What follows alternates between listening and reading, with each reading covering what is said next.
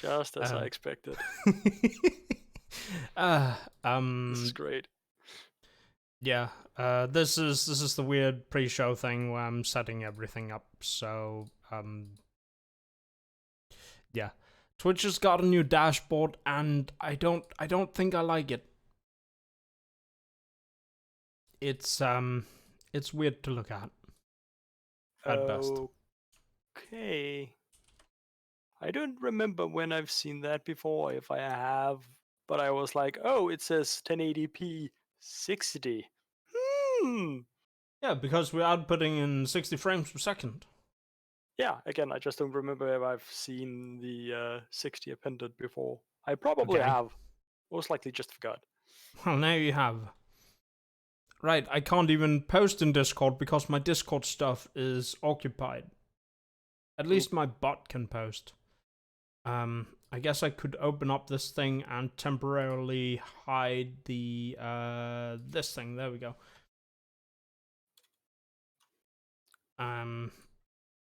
Right, maybe I should also post on. Did I just post on Twitter? I can't remember. Well, that one is slow, so it won't update in a while. No, I didn't post on Twitter yet, it seems. Just check my account to be sure. That is a no. There's also a cat in a lamp.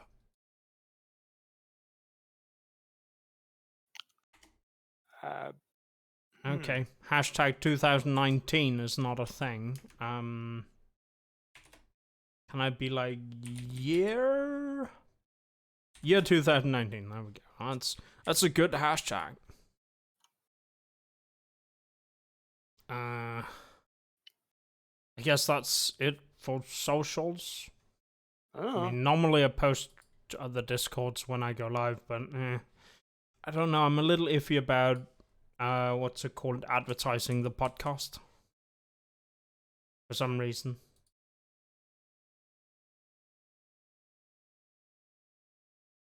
Your decision, guys. Should I post on socials? It's not helping, but I guess we'll post it over here. And maybe over there. And let's see. Just post it down there. And over here. And I think that should be good. I just remembered something about next semester. Oh no. Oh. I mean, there is a thing that's going to be very not fun, but we'll get to that. I mean, we can get to it now, I guess. Hello and welcome to the Chunter Bros Open Mic Podcast. It's been 2019, I guess. I don't know what else to say. 2019's been another odd year. I mean, it's definitely been a better year than what's it called? Than 2016, for that matter. Like, that was, in my memory, I still vividly remember 2016 as being. But yeah. So, I guess, Ray, it's been. I mean, I managed to actually have a lot of good things happen to me this year, but Katal, 2019, one word. Stress. I thought you would go with uni or something, but yeah, I guess stress is also a very fitting word for it. I mean, in this context, it's basically the same thing. Yeah. So tell me, how's uni been treating you this year? Uni's been rough. Like the first half of the year, that first semester, we had our first year project. That was a group thing. I was not very happy with that group. Let's just say that. And then this semester, well, we had a course this semester that started out with, well, you had to read all these things for the very first day you showed up in a book that you were supposed to know you should have and have bought and have read in for today. And then we had some lecture, And then we got a mandatory assignment straight afterwards that didn't feel connected at all to what we just had a lecture about. And that Oof. more or less set the tone for the entirety of that course for the entire semester. Okay. Which, by the way, ended with the absolute worst exam I've ever had in my life. It was 54 hours of stress and a lot of confusion because we had two different lecturers who said completely opposite things to effectively the same question on our forum while that exam was going on. Oh, Yay. big oof. Um, yeah. So you haven't had a chance to play a lot of video games this year, I imagine. Uh, well, not as much as I probably might have liked. More recently, I've also been more of a, well, I sort of want something to play, but I don't really know what, and yeah. So Yeah. it's been a thing. I guess part of that Um. has also been me looking forward to Iceborne coming out in like a couple of weeks. Oh yeah, on PC. Um. So let me hear. Do you have a favorite game of 2019? I don't remember what came out in 2019, so Okay. Well, in that case, I guess we'll talk about that more when we get to what's it called, games in a bit. Um. But do you have a favorite anime of 2019? ooh, um, that's really hard. There's been quite a few really good ones. Um, I don't really know, but if I had to just say something, I would probably say Enen no Shobutai or Firewatch, Fire Force, as it's called in English. Okay. Very good. So, please, how's work been? It's been PowerShell. It's been okay. I mean, very direct there. I mean, I guess a big part of your job is PowerShell, so not far off for Yeah. it being just PowerShell. Well, that's kind of the new thing I've kind of got into this year. So I made a program in PowerShell, which my company now happily uses instead Oh, of very nice. manually looking up new versions on the internet. Then the PowerShell script is doing it for us. Oh, okay. Very neat. Very neat. Nice. So it's basically an auto updater. Um, it doesn't update the programs. It's kind of just uh, it would be a crawler, uh, web crawler, if it should be called something, because it's kind of only just crawls the web for information. Okay. So but yeah, the crawler then reports what programs has a update, and it's more like it's my company's job to repack the software for deployment within a company. So we are the ones that are updating the software. Oh, okay. So we are not. The program is not an updater. We are the updater. Okay. But it's basically like, hey, there's an update, so go update this thing. Yeah. We have two ways to report it. Either by email, so we get told that hey, there's new software here, or we have this database where we have track of all programs that we are uh, making for both ourselves and companies. Okay. Very nice. So, do you have a favorite anime of 2019? Ooh, that's kind of hard. I kind of like Vinland. Vinland Saga. I haven't watched that one yet, but it's based around Vikings and such. It's Yeah. based on a manga that I've read most of it, but yeah, it's basically based on ye olde saga about some Vikings traveling to what is now North America. Um, well, that myth, and then well, there's a lot of violence and kings and reordering of things and such. A lot of it happens in Scandinavia and England. Okay, so it's basically Vikings but anime. Kind of. Kinda. Yeah. Yeah, when I say Vikings, it's the HBO show called Vikings. I watched Kind of. probably. I watched, what, 5 episodes of that and got bored, so I put it down again. But my brother and my mum really loves it, apparently. Because, I don't know, Game of Thrones, and they had to spend their HBO subscription on something. So, yeah. Um,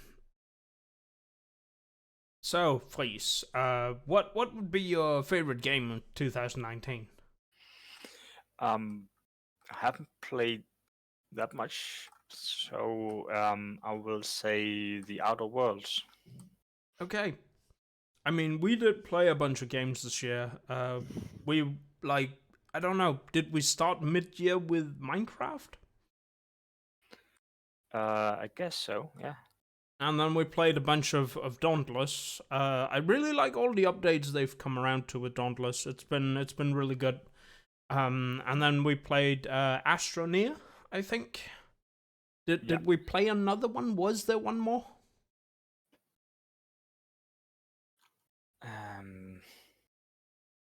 No, I don't think so. Okay. For Minecraft, we played what was it called? Minecraft Revelations, which has 250 mods. That's a lot of mods. I don't think I've played Skyrim with that many mods. But it was a good time. Astroneer, we're kind of close to finishing that up, I think. Like, we have probably like 3 or 5 achievements left, and then we're done. We sent our rover in orbit yesterday, accidentally. Oops. Yeah, you don't say.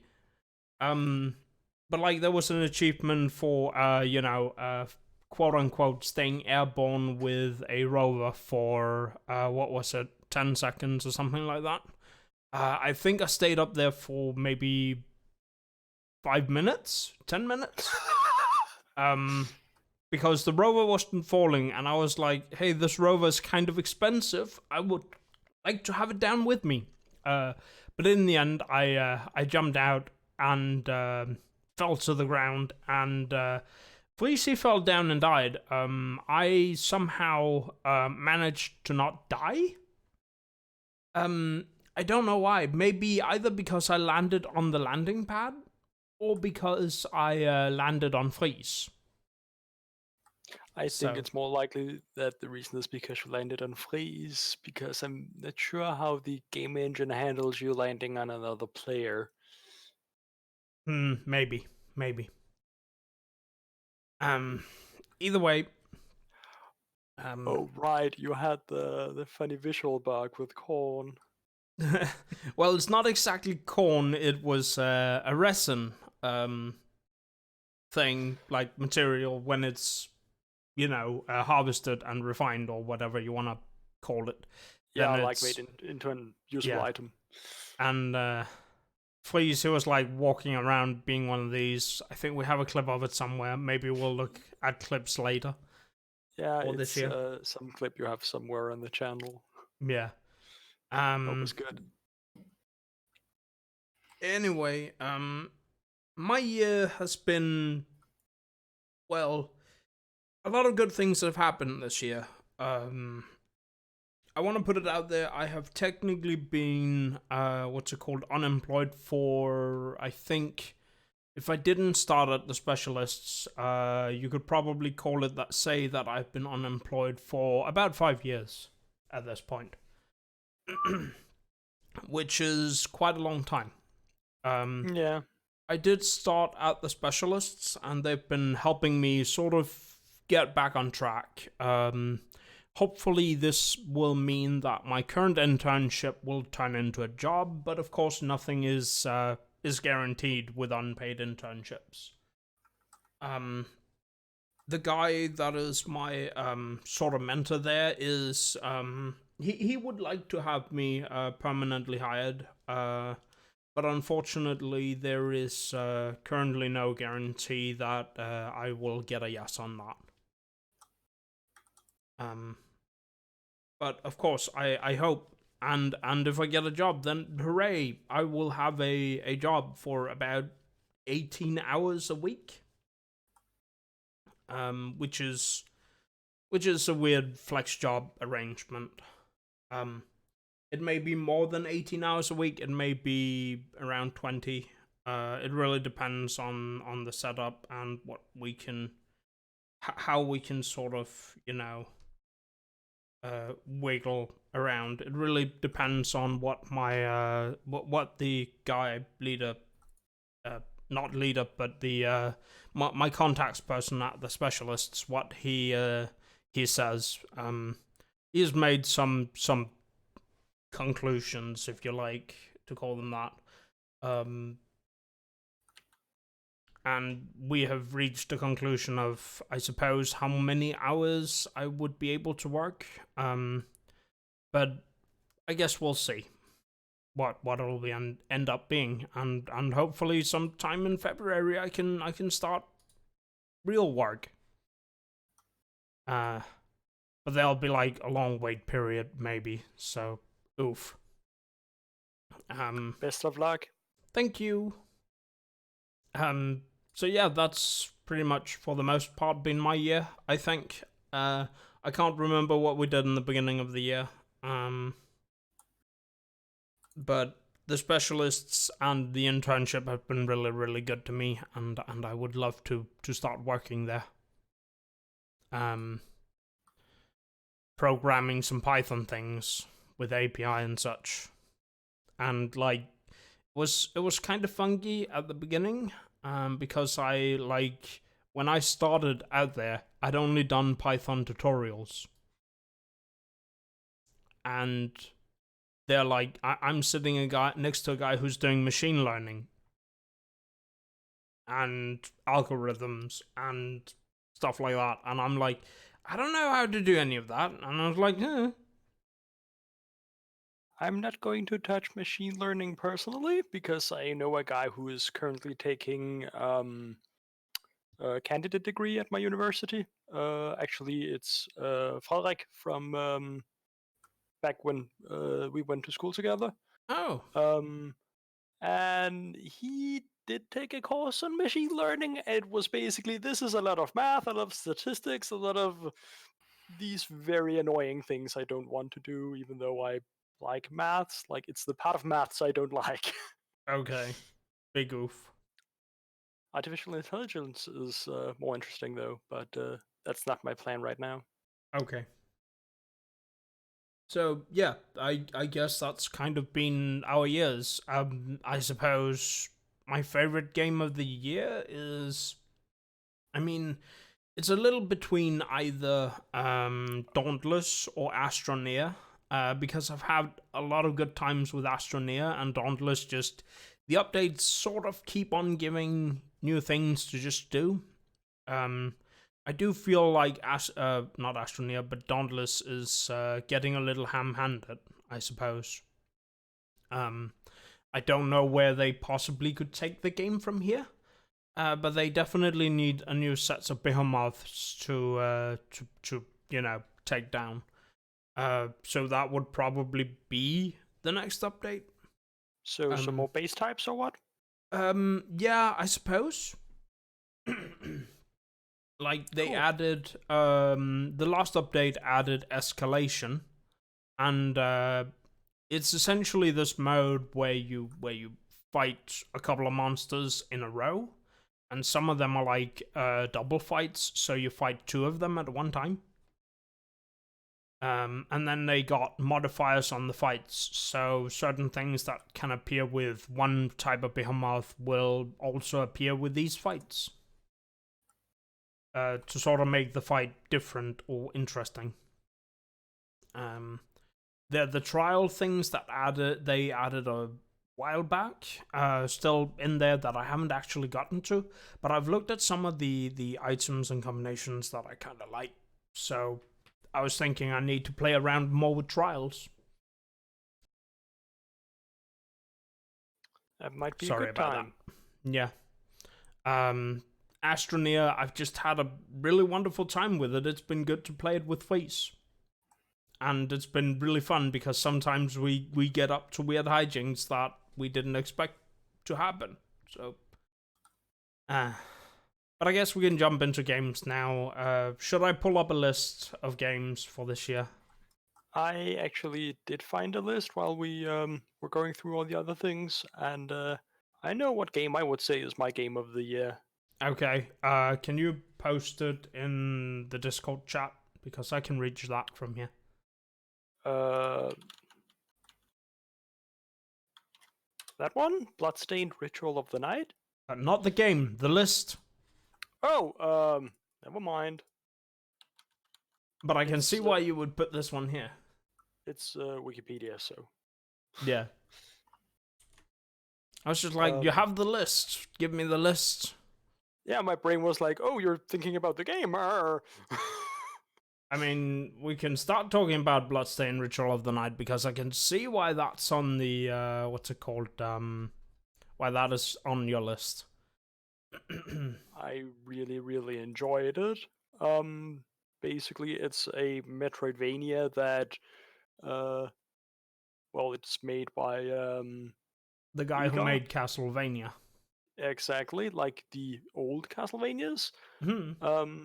And it was just a really nice experience. Like, there were parts of it I didn't really enjoy because they were basically just, hey, farm these crappy materials that have a fairly low percentage drop rate and get 100 of them or whatever. But like, it was for the most part pretty good. There is a secret boss that's fairly bullshit because it's like, hey, I have an insta kill mechanic that I don't actually tell you about. You just have to figure this out yourself.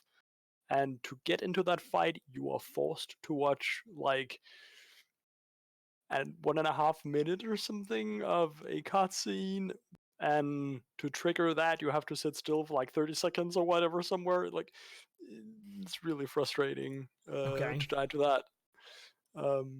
But yeah, it was a great game, and lots and lots and lots of options for different weapons that behave differently and such. Like, just really good stuff. Okay. Yeah. I think Bloodstained Ritual of the Night is probably on the top of my what's it called? Wish list. So I imagine. Yeah. I'm thinking of buying it for Christmas, actually. Hmm. Because I got a bunch of Christmas money to spend on myself. Right, Christmas. I was thinking, should we talk about presents? I mean, I didn't get much, but yeah, sure, we can jump into presents if you want to. I mean, I didn't get a ton myself, but like, I got a new ice cream scoop, which is great because my old one, like, it has a couple of holes in it. Like, I can't really describe them because I don't know how they got there. So having a new one of those is great. I actually got a trip for two people to see a movie with sodas and popcorn also, which is like, oh, nice movie. Yay. I got a shirt, like a nice, soft, high quality shirt. Okay. I got some money, of course, because I always get that. Well, yeah, I got a book. I wanted, like, I don't know when I'm going to have time to read it, but yay. Okay. And a couple of other things. I got some good stuff. Okay. What did Fries get for Christmas?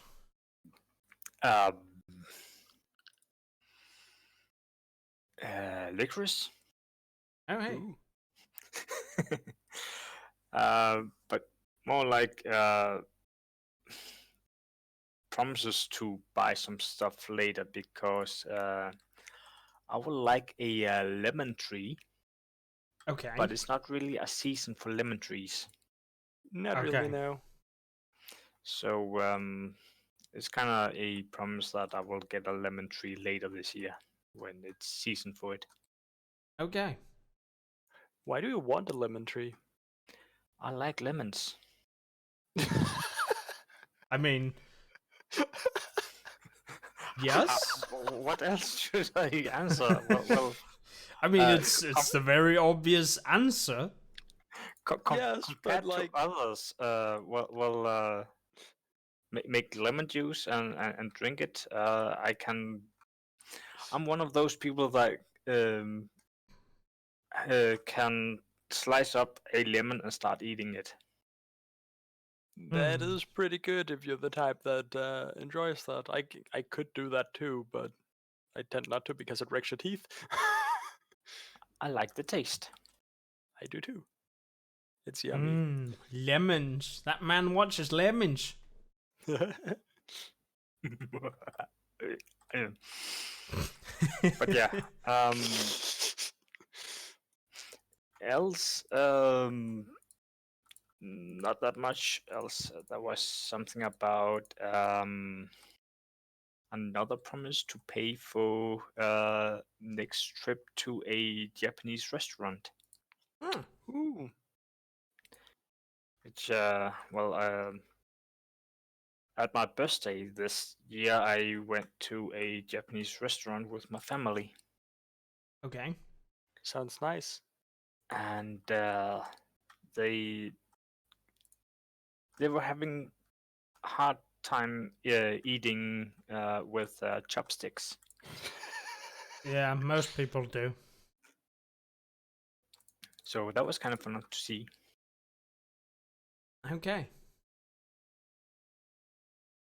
I really didn't get much. My mum gave me a what's it called? Automated coffee maker.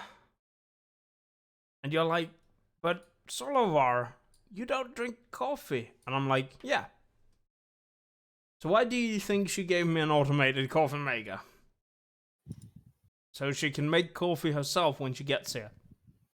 Yeah, I had a feeling. And then I got, well, money. Because on my dad's side of the family, no one knows how to give me presents. So it's just like, this is easier. It is a lot easier, definitely. Yeah. So I guess I'll buy a couple of games. I've already spent them on a couple of games. Like I bought some classic games. Just Jackrabbit 1 and 2 from way back, my childhood ish games. They were the first video games I ever got to play. And then I bought Rayman 2, The Great Escape. Hooray! Oh boy, Rayman 2. Yeah, that's like the good one, I guess. I'm not too sure. I personally really like the first one, but that might just be Uh, nostalgia talking because I was a kid back then. Yeah, you mean the classic Rayman games. Yeah. In my experience, they're very, very hard. Like, super difficult to Yeah. play.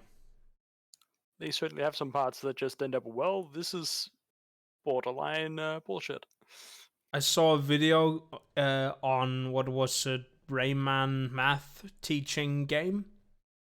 And the difficulty was bullshit. Because if you didn't guess or didn't, math correctly or didn't words correctly, then you got killed. This is the wrong word. Sometimes. Well, now you're dead. This is the wrong math. Well, now you're dead. At least life doesn't work like that. But yeah. Oh boy, like no one would be alive. Hey, you had a problem. You did a mistake on your math test. Now you're dead. Yeah. Oh right, I should share a video with you guys. Now? In the middle of the While I remember. podcast? While I remember, like it's not for right now necessarily, but it's just while I remember, um, Uh, because it's an internal programmer thing about spaces versus tabs, okay. and I like it. It's funny. Okay.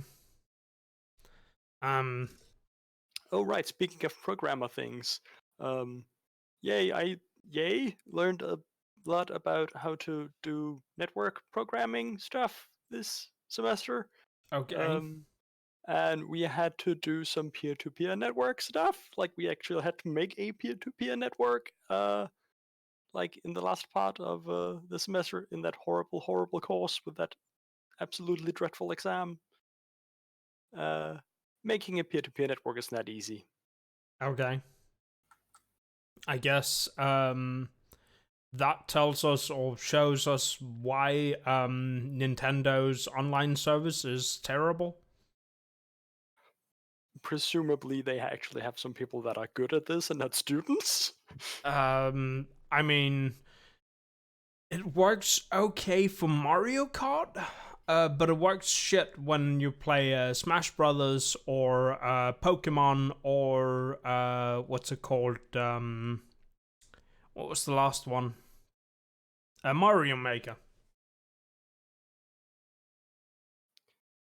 It's very Um, laggy in Mario Maker. It's very often laggy in Smash.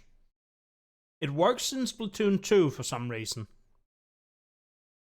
I mean, I think it's fairly easy to make things work better than what I ended up doing, but that's by using UDP instead of TCP. So you have a lot of Hmm. security and message guarantees and such Hmm. that come from TCP that you want, but you don't have because you're using UDP.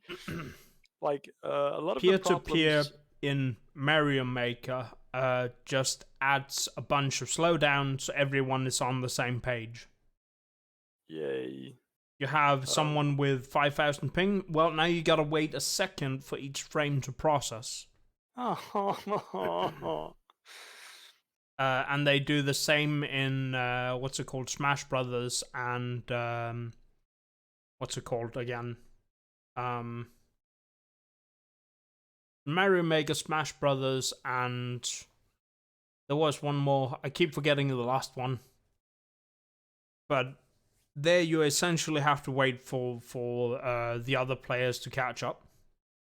Like that really sounds like the person with the worst ping is the one with the biggest advantage because they No, basically play like they no, always do, and everyone else has to wait.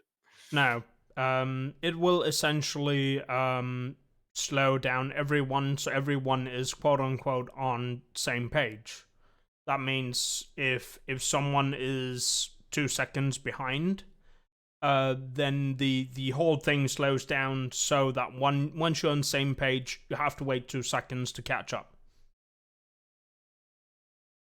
So nobody gets to play quote unquote normal. The game essentially goes into slow motion for everyone, Yay. which is big oof. Very. But for some reason, Mario Kart and Splatoon is doing something right. Because they can they essentially manage to do some weird guesstimate what's it called, AI guesstimation, which seems to work very fluently. And if someone disconnects, they will put a what's it called, a bot in instead, but no one will notice that it's the bot playing. Ooh, hot swapping. Somehow, yes. I think the worst of the two of them is Mario Kart, where I have experienced one of my friends essentially ghosting out in front of me. Oh. And the counter telling me that I was in first place. And once I got close to the finish line, he teleported in front of me. That was the worst experience I had in Yeah, that Mario does Kart. sound terrible. Like, oh, hey, you're in first. No, you're not. Yeah, but that was like I've only had that once. I guess So that's an edge case. They don't count on being common then. I guess, I mean, it's been a long time since I've played Mario Kart Online. Might have fixed it. Yeah, maybe. Either way, games this year. I had a thing. And the first thing on the sort of list that I would say is noteworthy in January March is Catherine Classic. It was released on the 10th day of January. I haven't played Catherine. I kind of want to play it. Though I think it's also one of those niche games that are very hard to play. From my understanding, it's very niche, both in terms of story and just overall mechanics. Like, this is just It's a a weird, weird thing that might be a gem, but it's mostly like, just a niche thing. it's a weird tower climb block puzzler combined with would you call it a visual novel of some description? I suppose That's the weird part. maybe a like, visual slash dating sim novel. I'm not sure. I'm not sure how much your interactions with characters. I'm not even sure how much you can change interactions with the characters outside of the climbing sections. The side characters, you need to interact with them in the day, or else they will die during the climbing sections. Oh right, yeah, there was something like that. And Thorla actually, I saw him play a bit of it, and he actually tested it out. And one of the characters I think one of the characters he wanted to live died, so he had to redo a whole stage backward, or start over from a point backwards, I believe, in order to get the character he wanted to survive. Huh. The next title that sort of jumps into my eye is Tales of Vesperia Definitive Edition. I haven't played a Tales of game since Tales of Symphonia back on the GameCube. So I don't really have much to say about it, but it's an anime-ish game in the Tales of series. JRPG thing. Yeah. Let's see. What do we have? We have The Walking Dead, the final season. I think I watched someone play this. Seems interesting, I guess, but not something I would play myself. There's Yakuza 4 here. Which, I mean, I guess it's another game in the Yakuza series, which, again, is one of those series that seems a little wacky, I guess. It certainly has some aspects that are very weird for the sake of silly weird, I guess. I mean, it's very Japanese, if you ask me. But only because, well, Yakuza, I guess. Calling it very Japanese might actually be the best way to describe it. Yeah. There's Life is Strange 2, which is again another one of those. I think Life is Strange 1 had a decent chunk following. It's got good reviews, but again, it's one of these story-based games. Kingdom Hearts 3. Now, this is a weird one. It's one I want to play, but I definitely think the story's already gone way beyond. I mean, you need a reboot if you want to salvage this. Just saying. That seems pretty much to be the general consensus. And for Kingdom Hearts 3 especially, all the hey, we have Disney worlds, her is just random filler for the sake of Yeah. merchandise, and yay, we have it would be nice if they Frost had world, etc. I think the Frozen the Frozen, world yeah, for that's Frozen one. is there was a lot of lot of what's it called? Not exactly issues, but it seems that a lot of things in that world is, or rather, it's a world exactly that had a storyline, but they weren't exactly,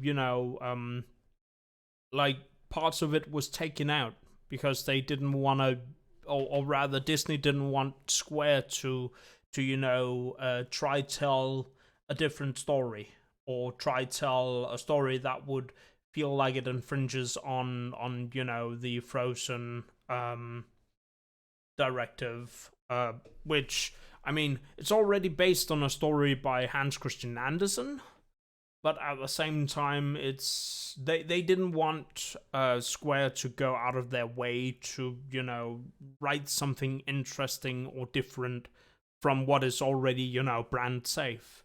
Like, that's a lot of things that the Kingdom Hearts games have done in the past, is to rewrite a bit of the stories to fit the overall narrative with Kingdom Hearts. Yeah, they more or less just took what was already the canon part of whatever they were making a tribute or whatever for, and then went, well, how do we tweak this so we can fit our Kingdom Hearts plot in alongside it? Yeah, and that's where I believe Square Enix, or rather Disney, went like, no, don't do that. So essentially, what we got is a drummed down, revamped world with Frozen in it. That doesn't But again, actually. that's supposed to be the case for all of the Disney worlds in Kingdom Hearts 3, which is just Well, sort of disappointing. they do tell slightly different stories from what is the original. Yeah, but not like in any purposeful way in terms of it being part of Kingdom Hearts. It's just, well, we have this thing. I Let's know, sort out here to but the like, side. Nah. it still feels like Square wanted to do something different with the Frozen world, and didn't get to do it because Disney said no. Probably true, yeah. At least that what it looks like when you look at it from the outside. Unfortunately, I've not played Kingdom Hearts, and I'm still hoping that they will, put the whole Kingdom Hearts series on PC sometime soon. Especially because the creator of what was it, the latest Final Fantasy? I can't remember which one that one was. Not the online one, the one with the car and the dudes with black hair on a road Isn't trip. that 15? I don't remember. You know what? I'm just gonna Final XV. No, that's the online game. It seems like it's 15, yeah. Okay, I'm just gonna. But essentially, Final Fantasy 15 is apparently on Microsoft Windows. It is on Microsoft Windows now.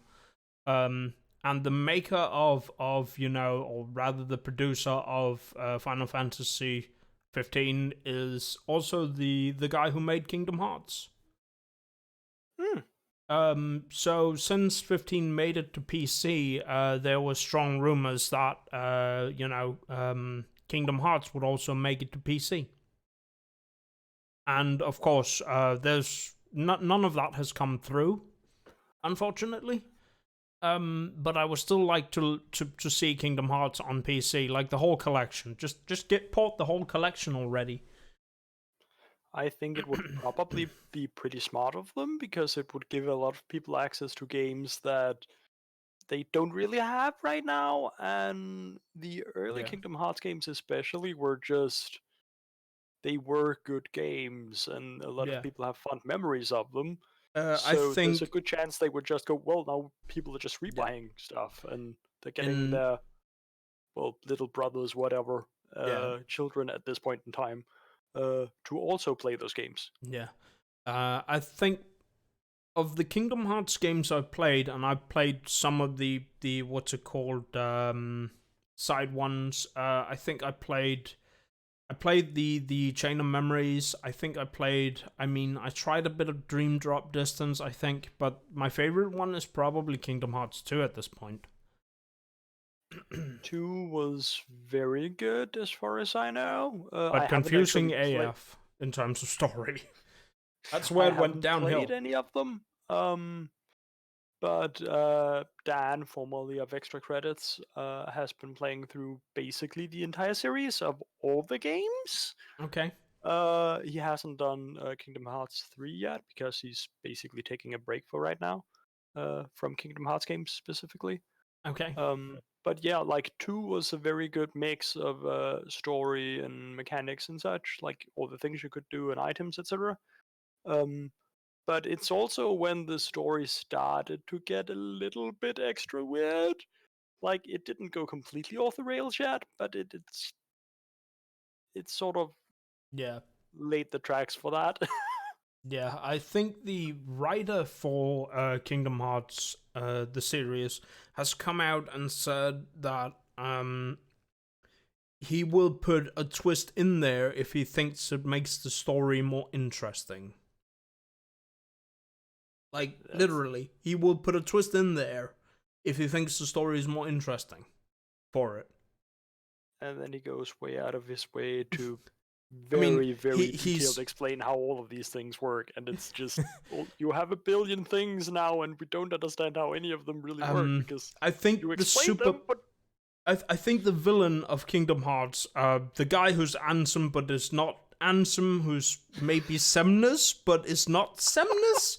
I'm not sure, but I think he's had amnesia twice, and there's also time travel. There is also time travel. And let's not forget the online game, which is basically the prequel to the whole series. Yeah, that's Yeah. like they at some point they just need to go. Yeah, this is no one understands anything anymore. Can we just put a lid on half of these things and then actually get something cohesive? Yeah. But that's not going to happen. Oof. Next thing on the games list that sort of catches my eye is Apex Legends. For one particular, not Wargroove. Don't even know what Wargroove is. What are those games called again? Roguelites, turn-based No, tactics. it's basically what Wargroove apes. What are they called again? Those old ones. Oh, I'm trying to look into it. Okay, Advance but Wars. Advance oh, Wars. it's an Advance Wars clone. Well, it didn't make a Basically, yeah. huge splash. Like, Apex Legends is weird for many reasons, especially because like it is based on the what's it called that game series Titanfall. It is essentially a like the group that made Apex Legends was basically building a free to play game around the rising trend of the the Fortnites and the PUBGs and whatnot. And they basically built it on the Titanfall license. What was interesting about it is that Electronic Arts put no effort into marketing it. They basically went, well, here's Apex Legends. And by the way, you want to see this other game that they sort of pushed harder for? Can't remember which one, which is essentially dead now. But Apex Legends is still alive now. Yeah, okay, it was Battlefront. They pushed really hard for Battlefront, and Battlefront crashed and died. And here comes Apex Legends that they have put, quote-unquote, very little effort into in terms of marketing. I think the team behind it had, genuine good intent. But like EA wasn't backing Apex Legends at all, and Star Wars Battlefront that they were pushing very hard and marketing very hard just crashed and burned, while Apex Legends sort of, it became one of the most played games of that Battle type. Royale games? Yeah, it became one of the most played Battle Royale games of of this year. Like, really? I don't Yeah. remember it making that much of a splash, but I do remember I them think spending it's like some money, like a little, to actually make some marketing for it. But yeah, it it wasn't a was whole lot. compared to Battlefront, it was almost nothing. They But broke everything to push Battlefront. That was insane. yeah, and Battlefront just crashed and burned. But Partly because of the marketing, probably. yeah, and you know, them coming out with a quote saying that, oh, everyone will feel so proud when they unlock Darth Vader for not paying. But the reality is you had to play for 3 years to unlock Darth Vader. Yeah, they weren't very good at And when I'm balancing saying things 3 out. years, I'm guesstimating it's probably closer to 5. But like Apex Legends was like, I think it was number 4 most played battle royale game of this year. And like that's a huge splash to make. Oh, speaking of battle royale games, get what other IPs got turned into a battle royale game.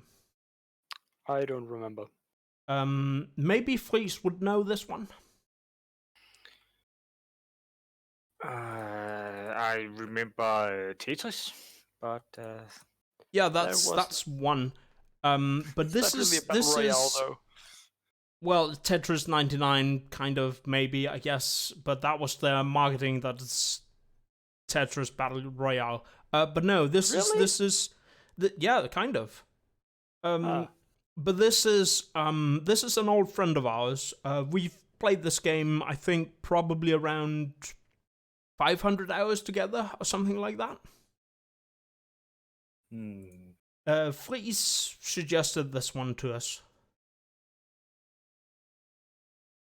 If I say it's... Come again? Did I? Maybe, I think. I mean, it came out of yours that you...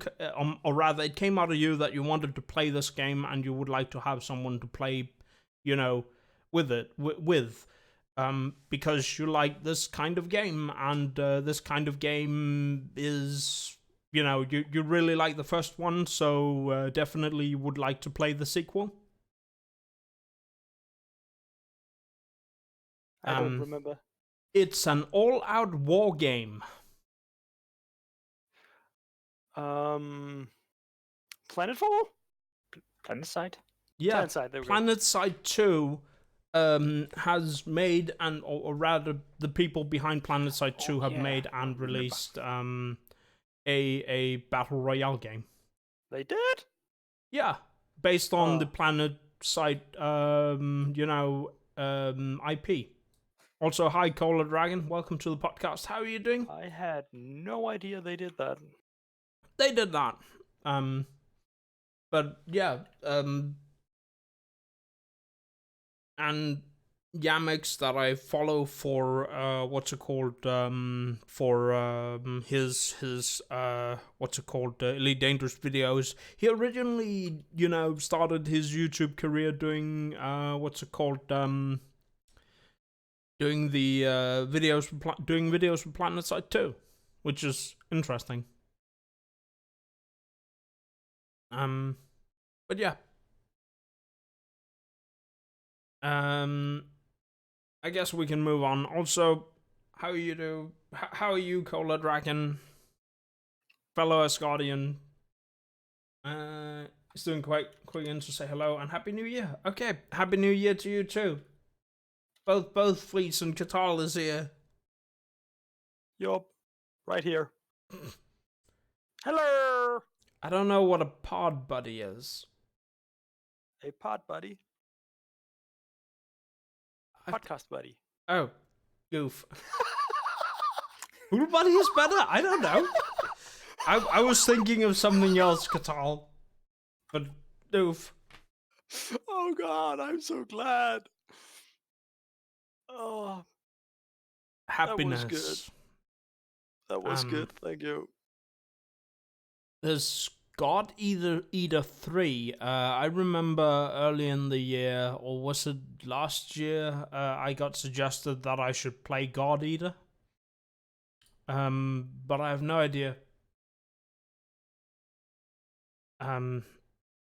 Fleece, you're probably the one who knows most about the God Eater franchise here.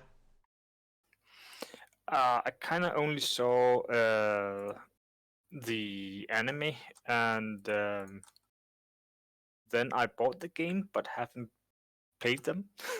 Okay. God Eater 1 and 2 I bought, but haven't Okay. started playing them. They're Didn't like Monster Hunter like games, aren't they? I have actually not played anything in it. Okay. I was Not at just all. wondering if you knew. I have only, I think I opened the game and checked the graphic settings. It was kind of a game that I might want to stream when I was thinking about streaming, but then ended up not streaming and not playing the game. Okay. looking for screenshots. Yeah, it looks vaguely Monster Hunter-ish. Okay. Like there are some big monsters that you're fighting and such, and it has the same sort of UI. I think I saw, like, I vaguely remember something about stealing body parts to use right away on your weapon or something like that, right in the field, but that may be vaguely something I remember wrong. So don't quote me on that, but it seemed like you do at least some weird things with, and like I think that was the whole suggestion. I think in the talk I was like mentioning that I wanted to play Dauntless on stream, and people were like, "No, play God Eater 3 or God Eater or something like that." But yeah, it seems Space Engineers is now out of early access. Because it's on the release list for February. Yep. I mean, I own Space Engineers, but I've never actually played it.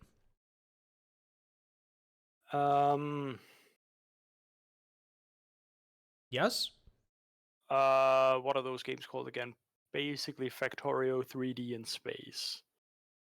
Kind of like Astroneer, but just in space. Yeah, it's got the whole part that you gotta build a base. You're basically an engineer in space, and you gotta build ships and platforms, and stations, and stuff like that to survive. Yep. It's in my experience, the early access for Space Engineers is long before Astroneer became a thing, but I'm not too sure about it.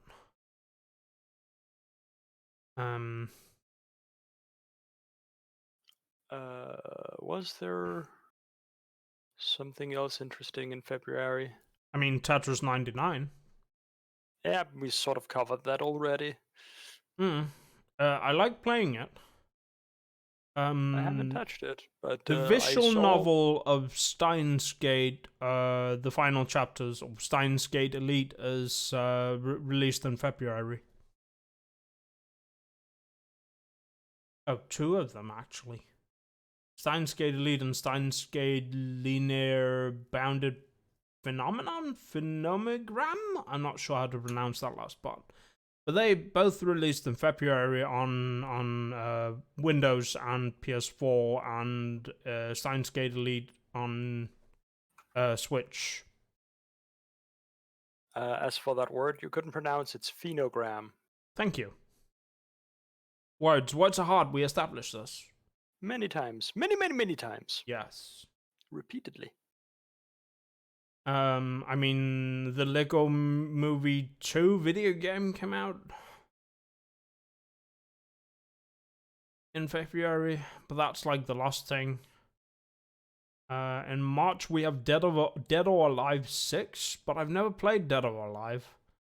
Same. Let's see what else we got. There's Kirby's Epic Yarn, Devil May Cry 5 in March.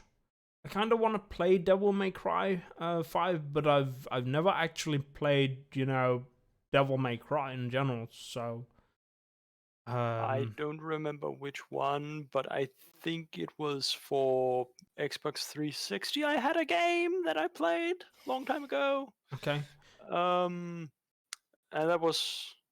Well, it was basically Bayonetta apes Devil May Cry and those types, where it's like Yeah. this is I mean, relatively easy to get through, but it's also super score attack yeah. stuff, and They I'm they just it feels like they're kind of related, Devil May Cry and Bayonetta.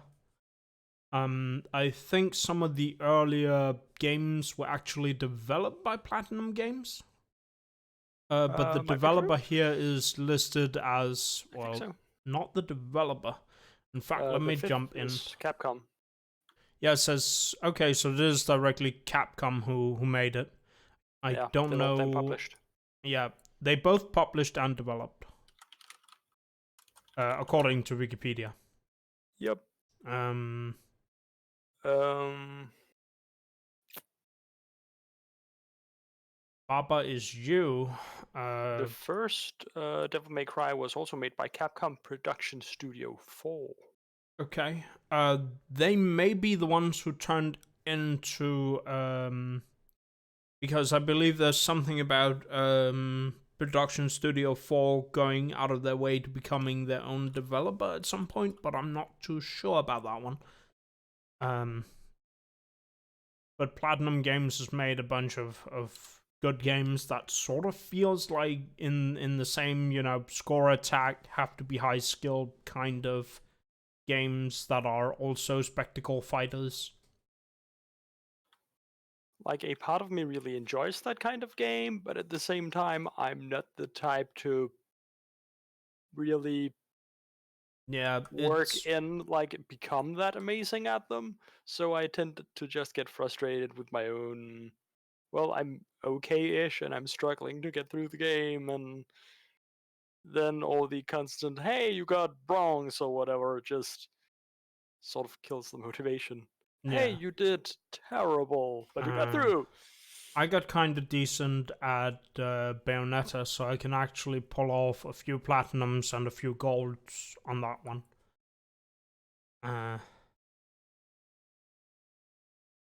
Next title that sort of catches my eye that I kind of didn't notice was a thing: One Piece World Seeker. So another One Piece game, essentially. You sort of skipped Baba's You. Yeah, I mentioned it, but You did mention it a little bit before, but we didn't talk about it. I mean, I didn't play it. I know it had great result, or it had some great numbers in terms of popularity. I played the original Game Jam version of it, which was really nice. It was very, very simple and relative to the actual release version. Um, I've also heard people talk about it and pretty much going a little bit insane because how do I do this? This looks insane. And they've spent literally like an hour or something for each level and done that like 50 times or whatever. A part of it all is also just the whole, well, we're meta, but yeah, that's kind of spoilers to cover. So Okay. But yeah. I guess that we should move on. There was Tom Clancy's The Division 2. I think it's a little weird that Ubisoft keeps using the Tom Clancy name, even though he's been dead for a long time now.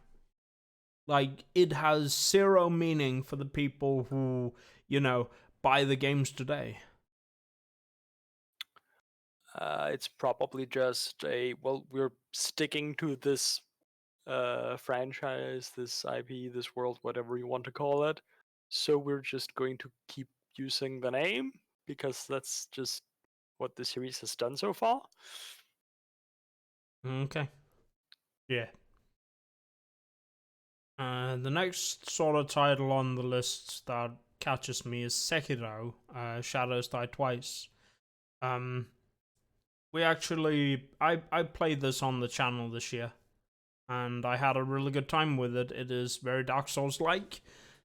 Well, it is technically Dark Souls, but Japan.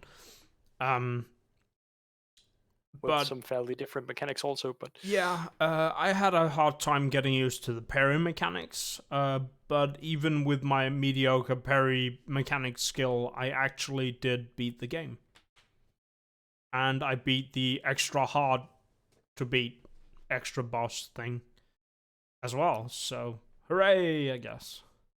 whoa. Wahey!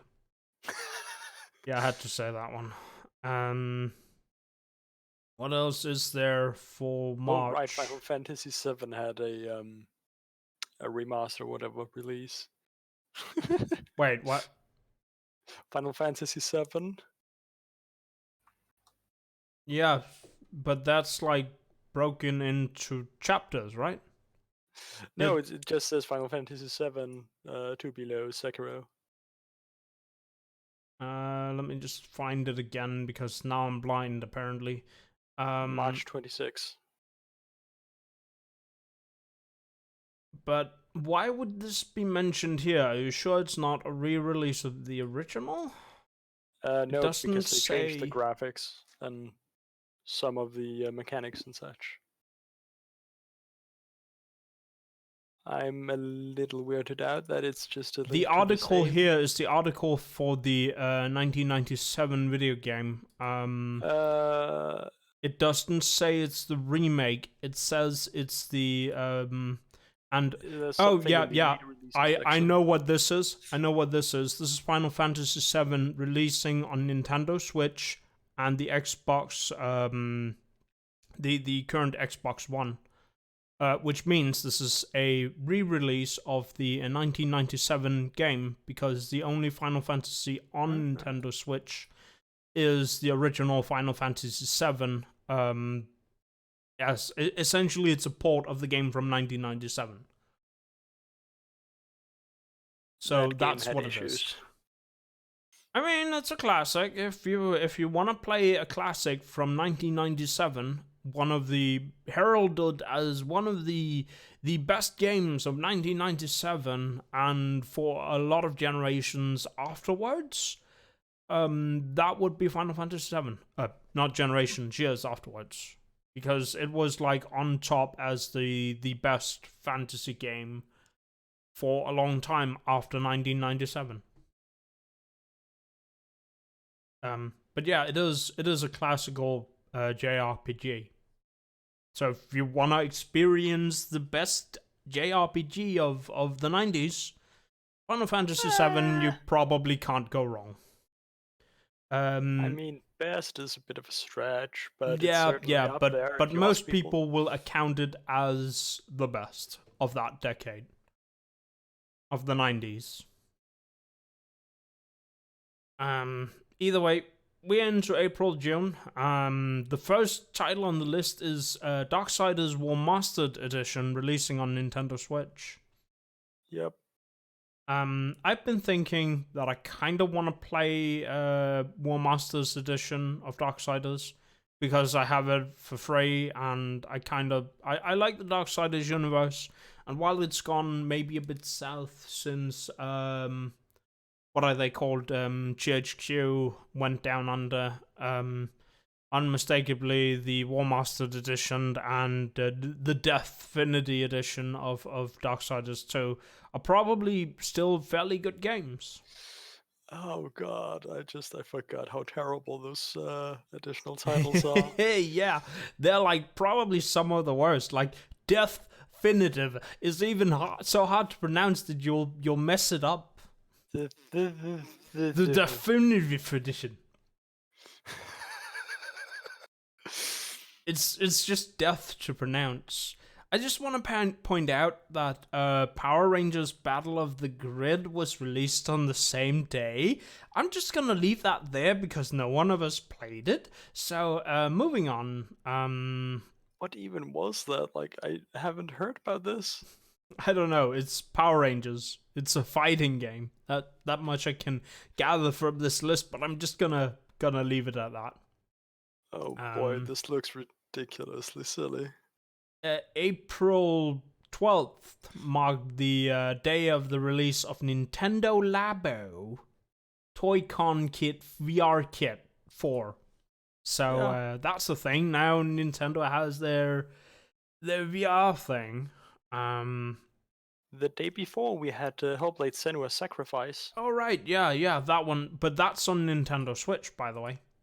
Oh yeah, I didn't actually check that. I was just So Senua's Sacrifice. yeah, they're making a sequel. I have Oh, they are? yeah, they are making a sequel. I think it was announced fairly close after it was deemed a successful game. Right now the working title is just called Senua 2, as in 2 second game. Yeah. But it's been a fairly successful game. Adventure-ish game by Ninja Theory, Studio Ninja Theory. A effort, they made it without a publisher and asked someone to publish it, I guess. Oh wait, they published it themselves because no one actually wanted to. Now that I actually look at the publisher, it says Ninja Theory.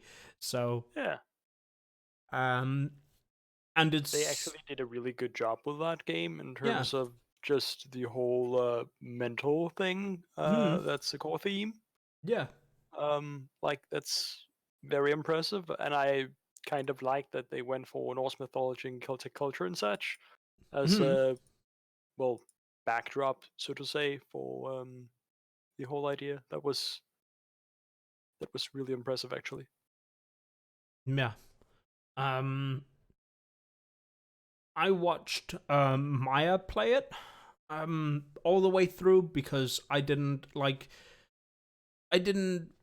think I wanted to play the game myself, so I was okay with watching the game through while someone else played.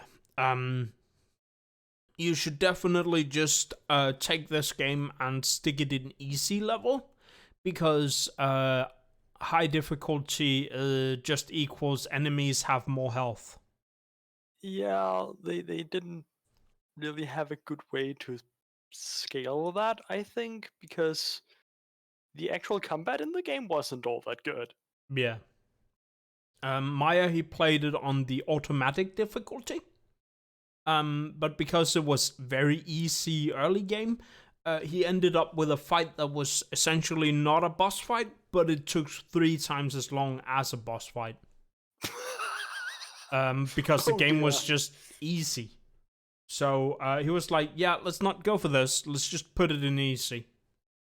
Let's just scale this for you, and yeah, now you can't win this fight without crying that your hands hurt. It wasn't even that, but like, you had to sort of power up your weapon and use a special weird power attack thing that you get with the second weapon you get in the game. That only that weapon has. But essentially powering up the weapon takes a while, so you gotta power up the weapon, do 3 slashes, then power up the weapon again, and you have to do it 17 times?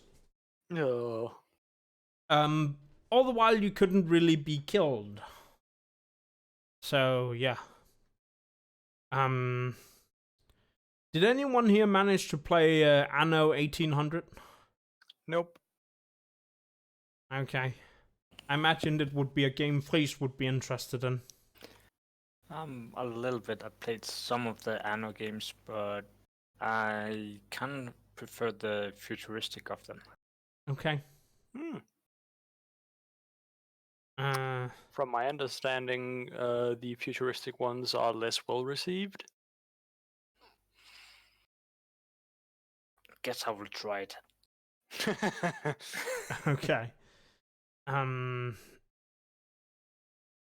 There's a remaster of Final Fantasy X and 10-2 in HD on Nintendo Switch and Xbox. My time is at Pornita? I don't know how. Porsche? I can't pronounce that part very well. But I guess it finally came to Nintendo Switch, Xbox, and PS4. PlayStation. Yeah. World War C. There's Cuphead, which finally came to Nintendo Switch. Prior to that, I think it had been Xbox and PC only. So it's cool that it's on the Nintendo Switch, and it kind of shows that Nintendo and Microsoft have started becoming real buddies. Especially with the new character releases in Smash. For example, Banjo-Kazooie is in Smash Brothers. That's the thing that happened this year. That's the thing people thought would never happen, but now it did. I kind of wanted to check out Katana Zero, but I never got around to it. Mortal Kombat 11, I think that one was in hot water for a little while due to the way they wanted to do character unlocks. But I think it's flown under the radar completely now. For the most part, I think so, yeah. Yeah, I guess that brings us into May. There's another Yakuza game in May. Darkwood. I think I saw survival horror action adventure. I think I saw Ashgard play that, maybe. But during early access, it's like top-down thing where you have to survive in a weird, spooky forest, with a lot of this can kill you because it made you insane-ish. I guess this was the PS4 release, and there's actually later releases same month for both Nintendo Switch and Xbox for Darkwood. Real weird. Sniper Elite V2? Remastered? Yeah, came out for Windows, Nintendo Switch, Xbox. Switch, yeah. Typical platforms. I mean, it's just NS, PS4, Expo.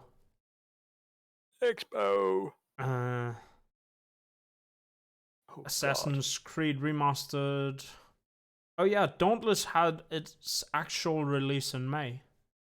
Yep. We've played it a good deal of times here on the channel. Sonic Team Racing came out in May. Team Sonic Racing, but yeah. That's order of words. It's Sonic, it's racing. Total War 3 Kingdoms came out too. I think none of us played it. Yeah, no. I follow some channels on YouTube that have touched it though. Okay.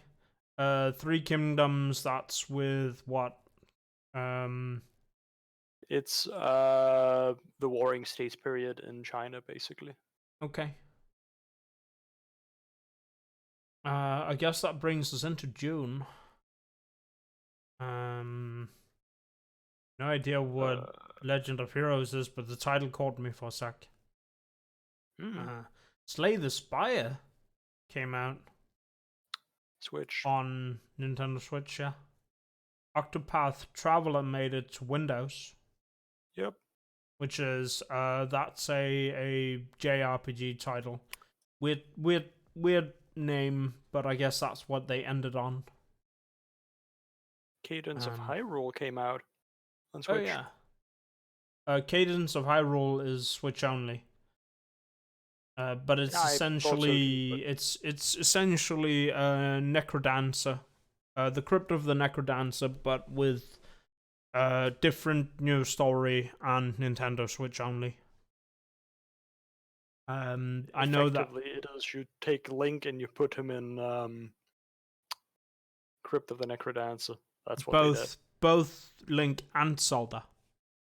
Well, the whole Link world, the Zelda thing, just. Yeah. There you go. Hang on. There was... Oh, yeah, okay. I remember Wizards Unite now. Let's not talk about that. And here's a title that came out in June that I know Katala liked. Bloodstained Ritual of the Night. Woohoo! I really want to play this. I think I'll spend a bunch of my Christmas money and buy it.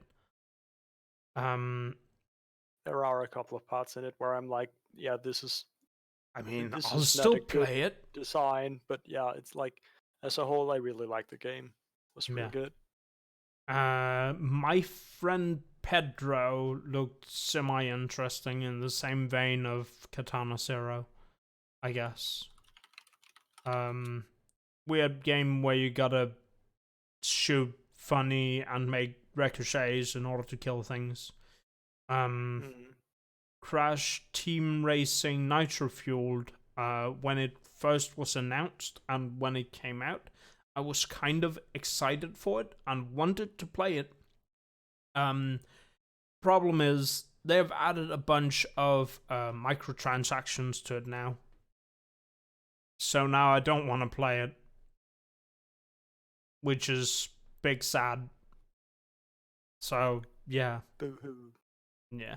I mean, it looked good. I like the original, what's it called, Crash Team Racing, and the remake of it was inevitable when you looked at the success of the remake of the original Crash trilogy, because that had a really good success, and I enjoyed playing the remake. It was a good time.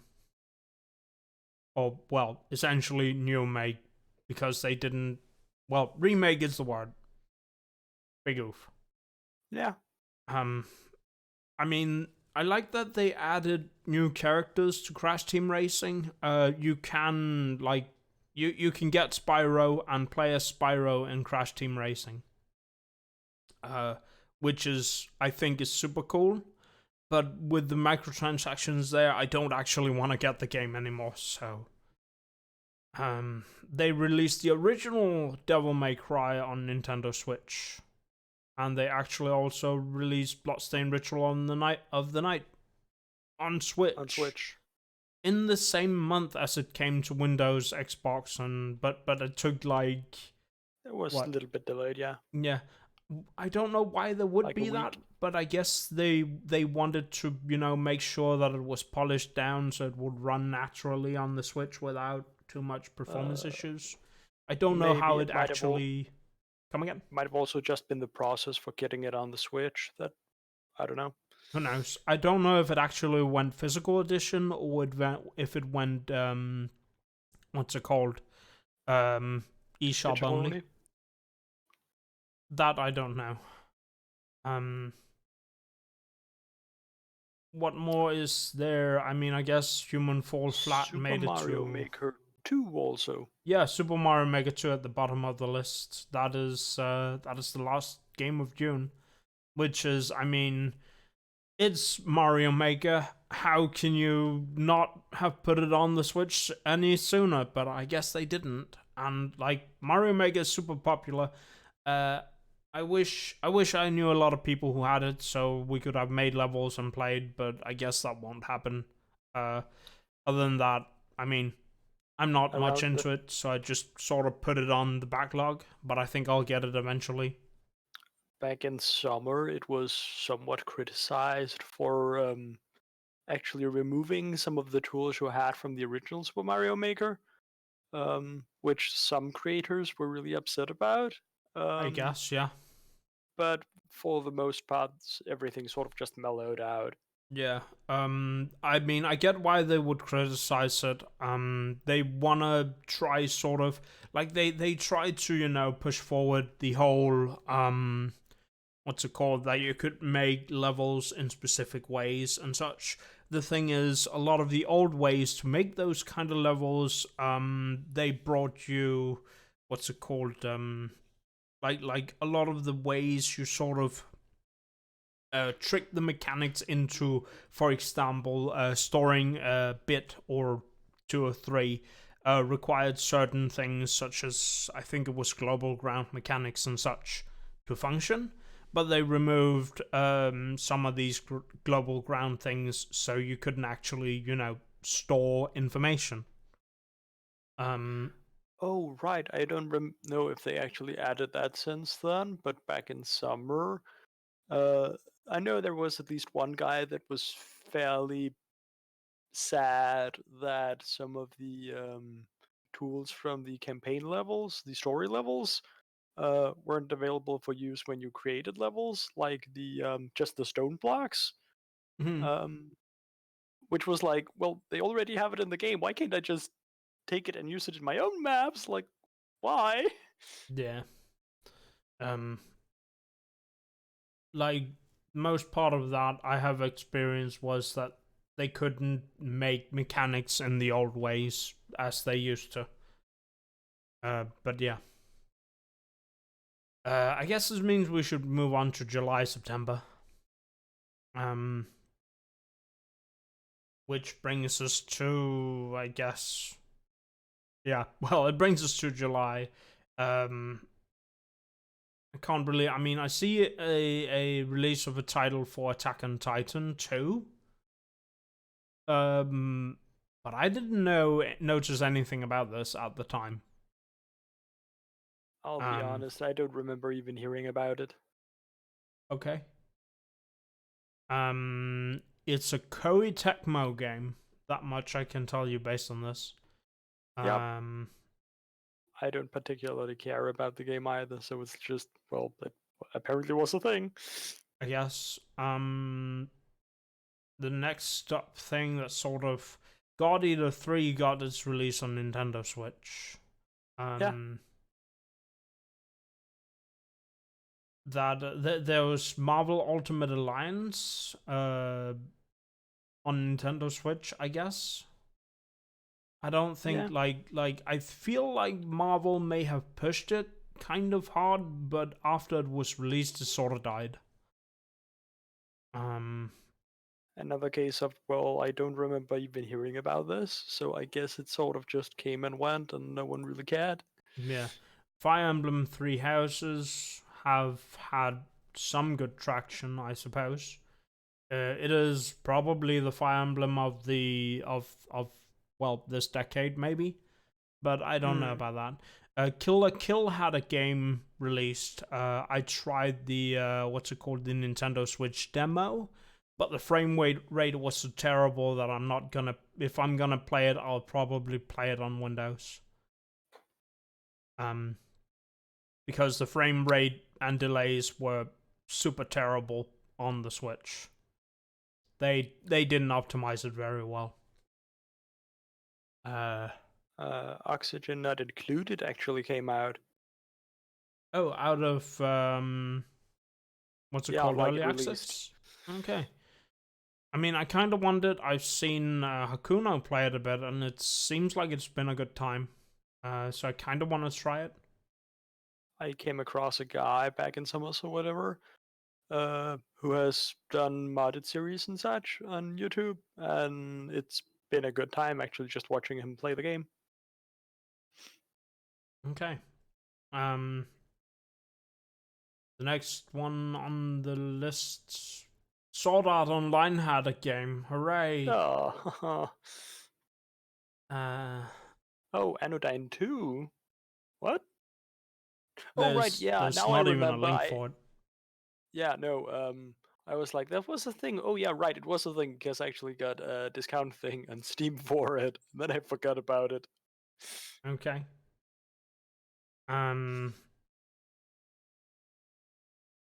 Yakuza 3 had a release on PlayStation. PS4. Life is Strange had its next episode release. Hunt Showdown, I remember, got pushed a lot. There's a woman in the industry, I think. What's her name? McQuannas. She actually works. So a handful. She actually works at Crytek. So a handful of, no, not handful. Words are hard. We established this, but at least that's where I heard a lot about Hunt Showdown from. We've got World of Warcraft Classic, which that I guess thing came out and it swept people up, and then months disappeared for them basically. I guess, and I mean, I don't hear much about it anymore. Not really, but it, like, the fan base that still play it and enjoy playing it, they're pretty passionate about it as far as I understand. Okay. But they're pretty much just keeping to themselves. Okay. A new Bubsy game came out, I guess. Horse maybe. on Fire! Yeah. on the Nintendo Switch. We had Astral Chain. I enjoyed that a lot. Very anime game. Very, I mean, it's very. It's even got its own anime intro. So it's very anime. Of course, you can play it with Japanese voice acting, which I mean, I enjoyed the Japanese voice acting and was kind of cringy on the English one. But if you enjoyed the English voice acting, good for you. I just couldn't. I guess that means we're into September at this point. Catherine Full Body. That's a new release of Catherine, which I believe it includes a new character. Like a third option in terms of who you can date. Oh dear. So, I mean, I think I wish I could get this version, but I don't know if it's coming to PC at any point in time. That's a very good question. Spyro Reignited Trilogy came out on Windows and Switch finally on the 3rd of September. I want to play Reignited Trilogy. I saw Avatar play it. There's a bug in one of the 3 games where if you have the game set to 60 FPS, you can't beat a certain stage. What? Exactly. It's something to do with the timing of what's it called? A staircase that's lifted up and down by a what's it called? A mob in the thing, and it's sort of like only goes up and down once, and once it's down, it just stays down. So you can't beat the stage if you are in 60 FPS. Oh, because the logic just disappears on its own, which is oof. That's impressive that they somehow missed that, but then again, I guess that's edge case enough that it's only for one stage. But like I don't know why it happens, but the logic just disappears into the dependency on 30 FPS, I guess. But yeah. The next title is the what's it called Monster Hunter DLC Iceborne, coming out on PlayStation 4 and Xbox. Expansion, actually, but okay, they call it expansion. I mean, it is an expansion. Like it's a full game. It's not DLC. Wait, it's when you say it's a full game. So that means you can buy Iceborne separate and be good. I am not entirely certain about that, and I'm checking it. Because, like, at this point, to me, DLC have become common term for something like, yeah, it can be that it's a full extra whole game by itself, but DLC? If you need the base game to play it, then it's a form of DLC. Steam actually says it's DLC. Okay. I've just always... Yeah, like in the about this content, it says expansion, not DLC. This is confusing. Yeah, but like DLC is, I mean, it stands for downloadable content. Yeah, it's just weird that they refer to it in 2 different ways on the same page. It's like, are you calling this a DLC or are you calling this an expansion? Well, I mean, it can be both. You call it an expansion, but it is DLC that just has a different title. I mean, in my opinion, it's both. Like, you can download it. I don't know if you can buy it as a physical copy and update your game with it. I don't think there is a physical copy of Monster Hunter World. Oof. Next game on the list is Gears 5, which is the next series in the Gears of War games.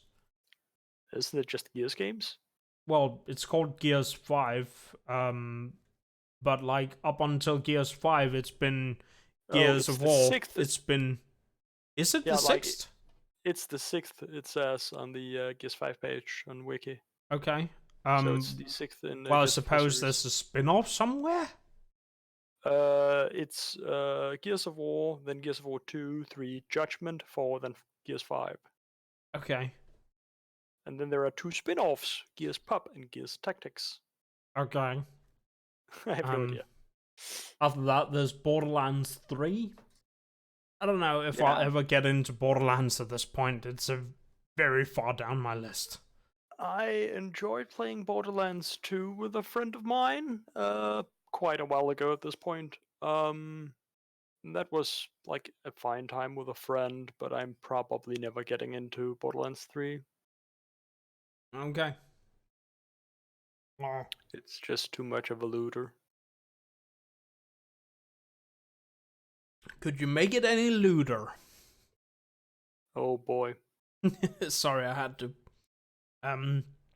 Same date we had Daemon X Machina, which is Nintendo Switch game. Like I've been looking for good follow up to Zone of the Enders for a long time. I was kind of hoping that Daemon X Machina would be the one. Unfortunately, it feels like the frame rate is a little too hampered on the Nintendo Switch to be any good. Right, it's that game. But I really like the concept and the idea, and I would love to see it move to a platform where it can run on where it can run a constant 60 FPS. I mean, I'm happy that they stuck with the Switch as their launching platform, but unfortunately, the frame rate is like in Pokemon. It's okay that the frame rate is wonky, but in a game like Daemon X Machina, it's not gonna be like that. Requires you to have a very strong handhold on the 60 FPS all the way through. Yeah, you need the responsiveness, definitely. Yeah. My suggestion to the guys behind the Daemon X Machina,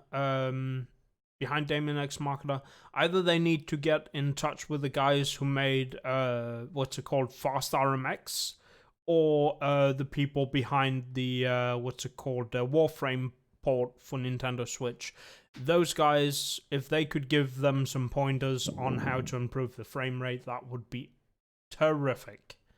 But we'll see where it goes.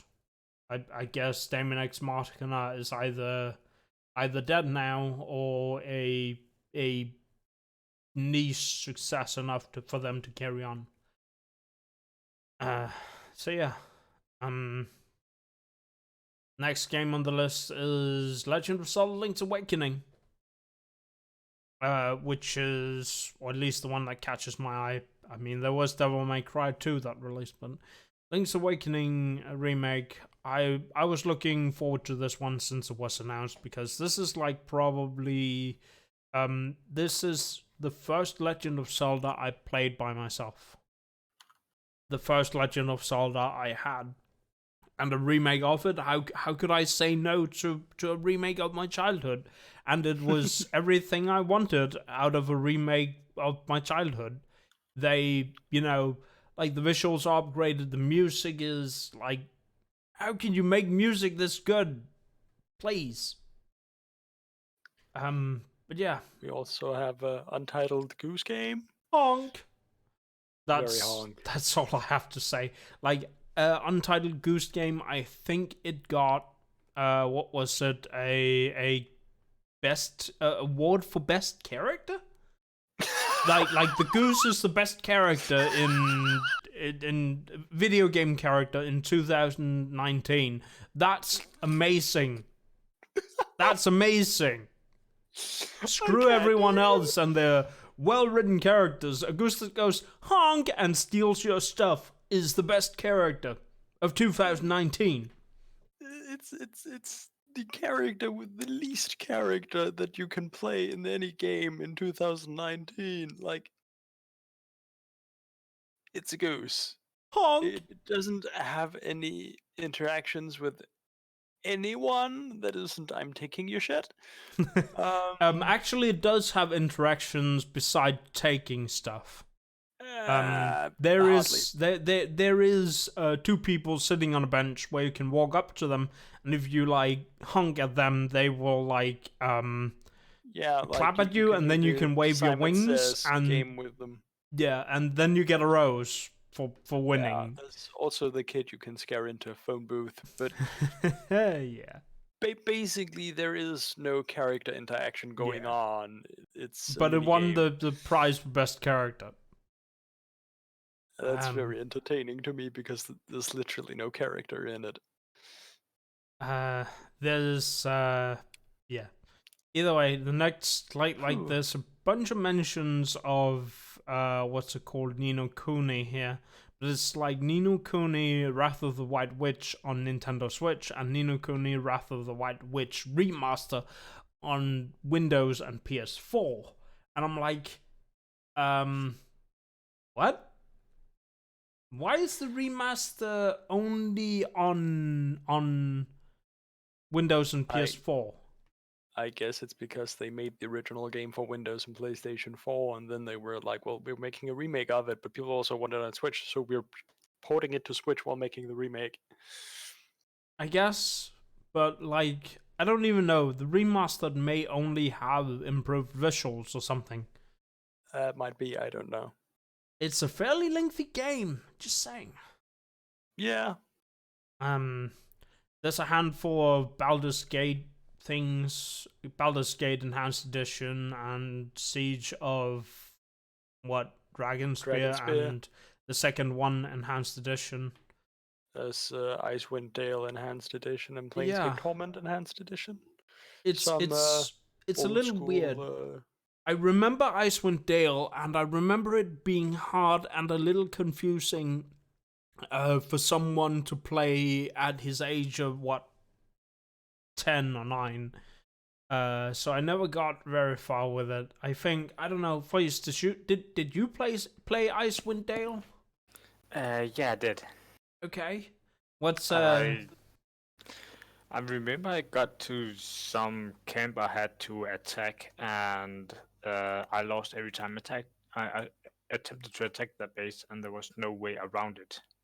okay? So yeah, it was confusing. like Okay. a lot of those old Dungeons and Dragons based RPG games just tended to have a lot and a lot and a lot of stats and things, and be kind of confusing to figure out, hey, if I do this, what happens? I really like the Neverwinter Night one game. Okay. That's I an think old one. Neverwinter Night has also been, in general, more praised than Baldur's Gate and Icewind Dale and Planescape. But Baldur's Gate, especially, and Planescape Torment also, are just old classics that people that enjoy playing those back in the day more or less just made cults around. But all the rules and stuff like that from Neverwinter Nights is kind of the reason why I learned Dungeons and Dragons 3.5 and was able to be dungeon master in it. Oh, very nice. Neat. We've had, or at least I've had, some good sessions with Reese in Dungeons and Dragons. I don't know if Katal have had the pleasure to do that. Yeah, no, I never got to play D&D with you guys. Oh, I still kind of want to. yeah. I mean, I don't know if Reese would be up for it, but maybe. I feel like we would probably need a couple more people, like one or two, Yeah. to have a really good game. Yeah. I don't know who we would include though, but yeah, that's the problem. What else did we have? Search 2. I played the first one. I kind of want to play the second one, but I'm a little sad about hearing that that you won't be, continuing the story from the Surge 1.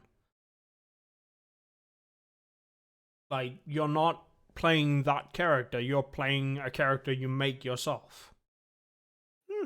Which is like, I would have loved to just, carry on with the story and be, the wheelchair guy again. The wheelchair guy. I can't even I don't even remember if they said his name, if it's just plain Ethan or something like that, and I remember him talking, but I can't remember what the flip his name is.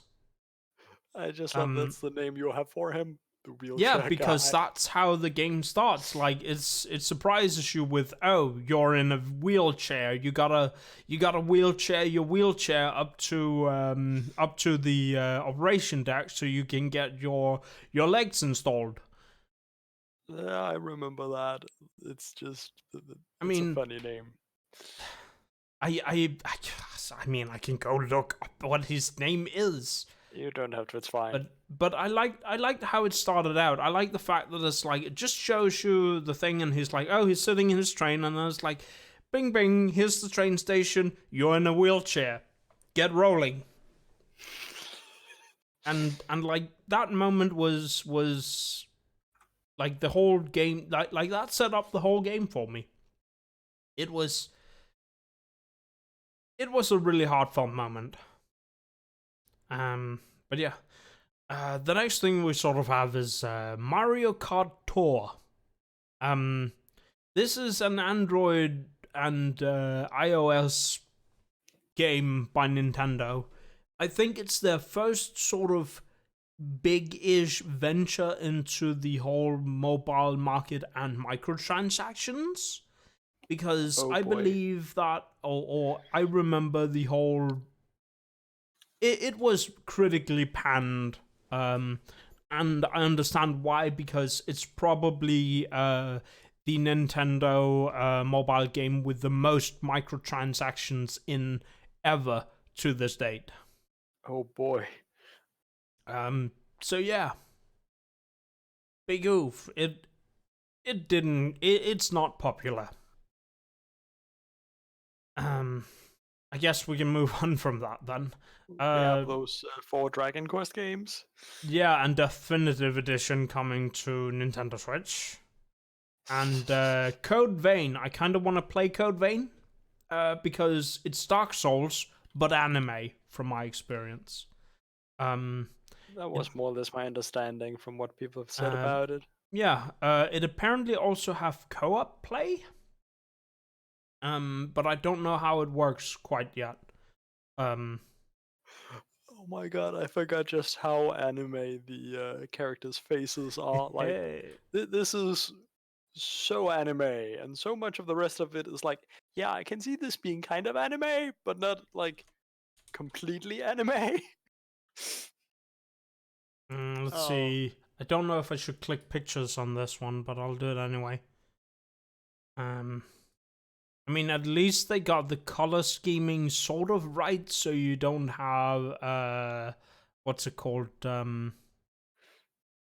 Like red hair explosion on muted Dark Souls backgrounds, kind of. yeah, they've sort of got a decent balance going.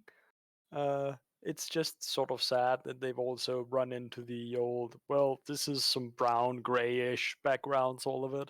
Yeah, it Or could the it could live white with a snow bit more stuff. color, I guess. But maybe it's also trying to not what's it called? At least these screenshots looks all like they are how do you call it? Trying to prevent showing late game areas. That might be the case. So we don't know if it actually gets more how do you put it? Colorful? Colorful later in. But I wouldn't mind if it got what's it called? A lot more colorful later in. It also looks Just not, rather post-apocalyptic. yeah. But I'm also glad it's not completely anime, weird random colors everywhere. Yeah. And like very, very bright neon. It's That's not a lot of fun if you ask me. Yeah. Um what more is there? Like I've never played Dragon Quest. I remember that some of the I can't remember what games it was. It was probably some of the newer ones that were like, here, have if you download this game, you've essentially maxed out the internal storage on your what's it called on your Nintendo Switch with Dragon Quest, and you don't have space for save files. Ta-da! But yeah, The next on the list is that Ori and the Blind Forest got its Nintendo Switch release. It's a pretty good game. Yeah, I It haven't certainly gotten has its around to play problems, it, though. even though I own it. Like one of its primary issues is a very excessive use of bloom, especially in some of the very lost areas. Um, but it's very colorful. It's fairly generic Metroidvania in terms of mechanics, but it's pretty good. Okay. I think I saw a speedrun of it the other day. Looks real good. Should play, I guess. This brings us to the October-December lineup. I mean, there's Mobile Suit Gundam, but none of us played it. What the golf? Mobile Suit Gundam Battle Operation 2? No, I'm What talking the about golf? What the golf 2 beneath that. Win an iOS. I haven't actually played it, but I've seen a bit of it, and it just looks ridiculous in a very entertaining, silly, fun, kind of relaxing way. Okay. Basically, it's golf, but it's also everything not golf. I don't really know how to explain it. It's a puzzle game, yeah, but yeah, Okay. like I would like a part of me really wants to get it and play it, and a part of me is like, well, I've already seen a third of it or something, so I don't really know if I want to spend the money anyway. Okay. I noticed something weird. Chunter and the Seven Sirens. Yeah. According to this list, it was released in October on Mac. Yep. Is it really already out? It was released earlier and something else also. I don't remember what. Oh, in on iOS. iOS in September. Why is it? But it's supposed to be like the next game in the Shantae series, isn't it? But why yes, is it only on Mac and iOS? It says something. It's scheduled for release in early 2020 on Windows, Switch, PlayStation 4, and Xbox One. But how did it make it to Mac and iOS first? I have no idea. That seems really silly. Yeah, exactly. How? Like to me, to my knowledge, until this point, is that it's iOS. What's it called? What? Now, my sort of understanding is that Shantae and the Seven Sirens is still in development. Like that was the last thing I heard. Like in October, I believe. Haven't really heard anything about it. Okay, but, well, I follow Way Forward on Twitter. Yeah, should we? Should I open Twitter and take a look? You could. I don't really know if it's worth doing. Okay, Trine 4? Yeah, that came out. That's a game. Yeah, it is. But now I'm looking at Way Forward on Twitter.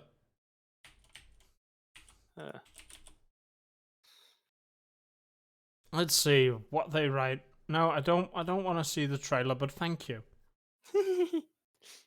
I mean, it's a good trailer. It's animated by what's it called? Trigger?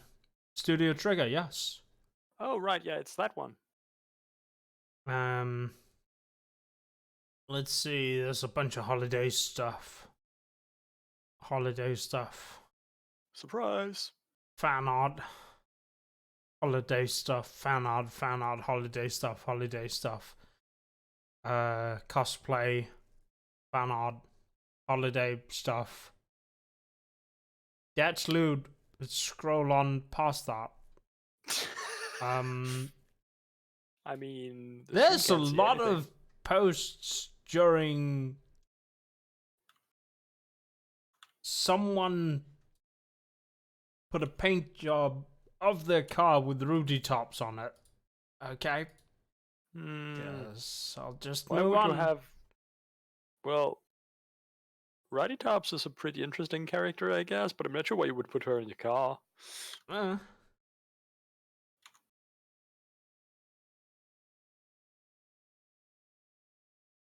mm,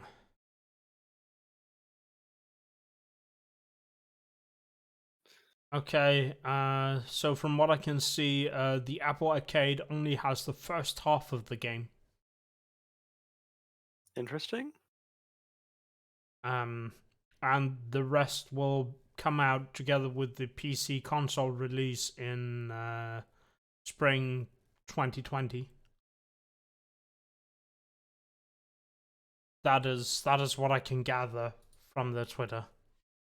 Okay then. Either way, back to our big flippin' list. Um, um, I don't know there's what more there is. Indivisible. Oh yeah.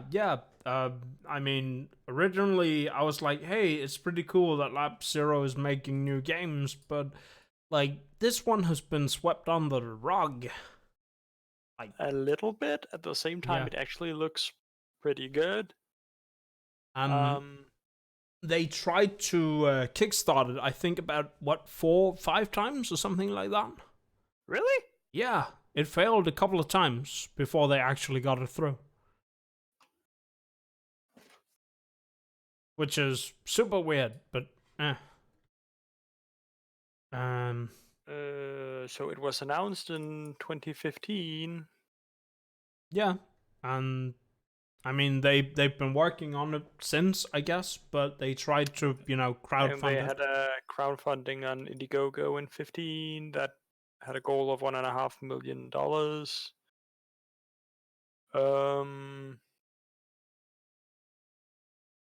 And they got like halfway there. Well, 2/3, 963,000. Okay. But yeah, no, it seems like they only had a single fundraiser. It was just extended like twice. Okay. Huh. Next title on the list is Yooka-Laylee and the Impossible Lair. I mean, it's great that they went for some 2D game rather than trying to do what was it, another Banjo-Kazooie nostalgia trip. The original Yooka-Laylee was, I mean, some liked it, some didn't, I guess. But a lot of it was kind of, I think some people felt like it was trying to buy purchasing decisions through what's it called, Banjo-Kazooie nostalgia. I mean, they ran fairly heavily on that. Yeah. So it makes sense. The Impossible Lair seems to have been received a lot better though. There's a guy I follow on YouTube who I believe actually gave it an award on his own personal little list of things. Okay. I can't remember what for, but he quite enjoyed the game. Okay. Frostpunk came out on PS4 and Xbox. Yeah. I kind of still want to play Frostpunk. Looked interesting. Top-down sort of base management kind of game. Yeah, it's a city builder in basically devastated frost world. Try to survive, make hard decisions, make tech, and build your town. Yeah. Overwatch Legendary Edition came to Nintendo Switch in October. I remember Nintendo kind of pushing it under the rug and being not pushing it at all on social media, which was an interesting move. Blizzard at the time was in hot water due to the, what was it? I think people referred to it as the free Hong Kong Blizzard scandal, where they essentially that was that point in time. Yeah, they banned a couple of players for supporting, and some of them were like, top tier esports players, and they Mm. banned them for supporting the Free Hong Kong movement, which I believe they're still fighting for their freedom at this moment, which is big oof that they haven't gotten what they wanted yet. But I think the whole thing's kind of just, in terms of media traction, it's kind of died out now. Not that I wanted to get political or anything, but that was just the thing I thought we should mention, that Nintendo kind of pushed that under the rug due to that controversy. What is the next thing? I mean, Digimon had a game release, I guess. Apparently. Doesn't look like. I mean, I'm sitting here looking at the screenshot included on Wiki, and it's very much, just I don't know. I know the two of these, three, four, five of these Digimon in here, but the characters, who are they? What are they doing here? Get out of here! That's a very good question, and just finding pictures in Google is like, yeah, this doesn't help me understand anything a whole lot. Is this like a JRPG kind of thing? I don't know. Does it say a role-playing video game developed by Mediavision, published by Bandai Namco? So I guess it's an RPG of some kind. Yeah, like it vaguely looks like some of the old Final Fantasy games and such, but that's just again Okay. JRPG style. Uh, There's Ice Age Scrat's Nutty Adventure, which I had no idea was a thing until just now, and I had to look it up. And it's 40 euros in our zone on Steam, and it's just a weird little platform with it, and well, probably not little, platformer game with everyone's favorite saber squirrel thing from oh Ice no! Age. Please don't. And I'm like, yeah, okay, I might have actually bought and played that game if it was probably a lot smaller and Cheaper. not 40 because that's expensive. Yeah. But yeah, we have Return of the Obra Dinn for Switch, PlayStation 4, and Xbox. Oh yeah. I have no idea. Looked interesting, I guess. Didn't catch my interest at all, actually. The aesthetic looks hard to work with. Well, the people who liked it have really, really, really liked it, and they sort of just want another game that does the same thing. Like, even if it's basically the same game, but just a different setup for it, like it's not necessarily ship or whatever. Hmm. Um, they really like the whole puzzle of you have vague, tiny information bits from this and that and all sorts of different places, and you sort of have to figure out this whole mystery of what happened. Okay. So I can definitely see why people would be interested in that. It's not really my thing because it's a little bit nitpicky work, and that's not really what I want to do when I play games. I just want to relax. Yeah. And that Speaking of games and not relaxing, Ring Fit Adventure is released on the same day, yep. and I own it. I've heard from people that apparently it's a very effective workout and like it's good in many ways, but also because it is a legit workout, there are some people who, should we say, fall off the wagon fairly quickly. Yeah. My intention is to get back into it.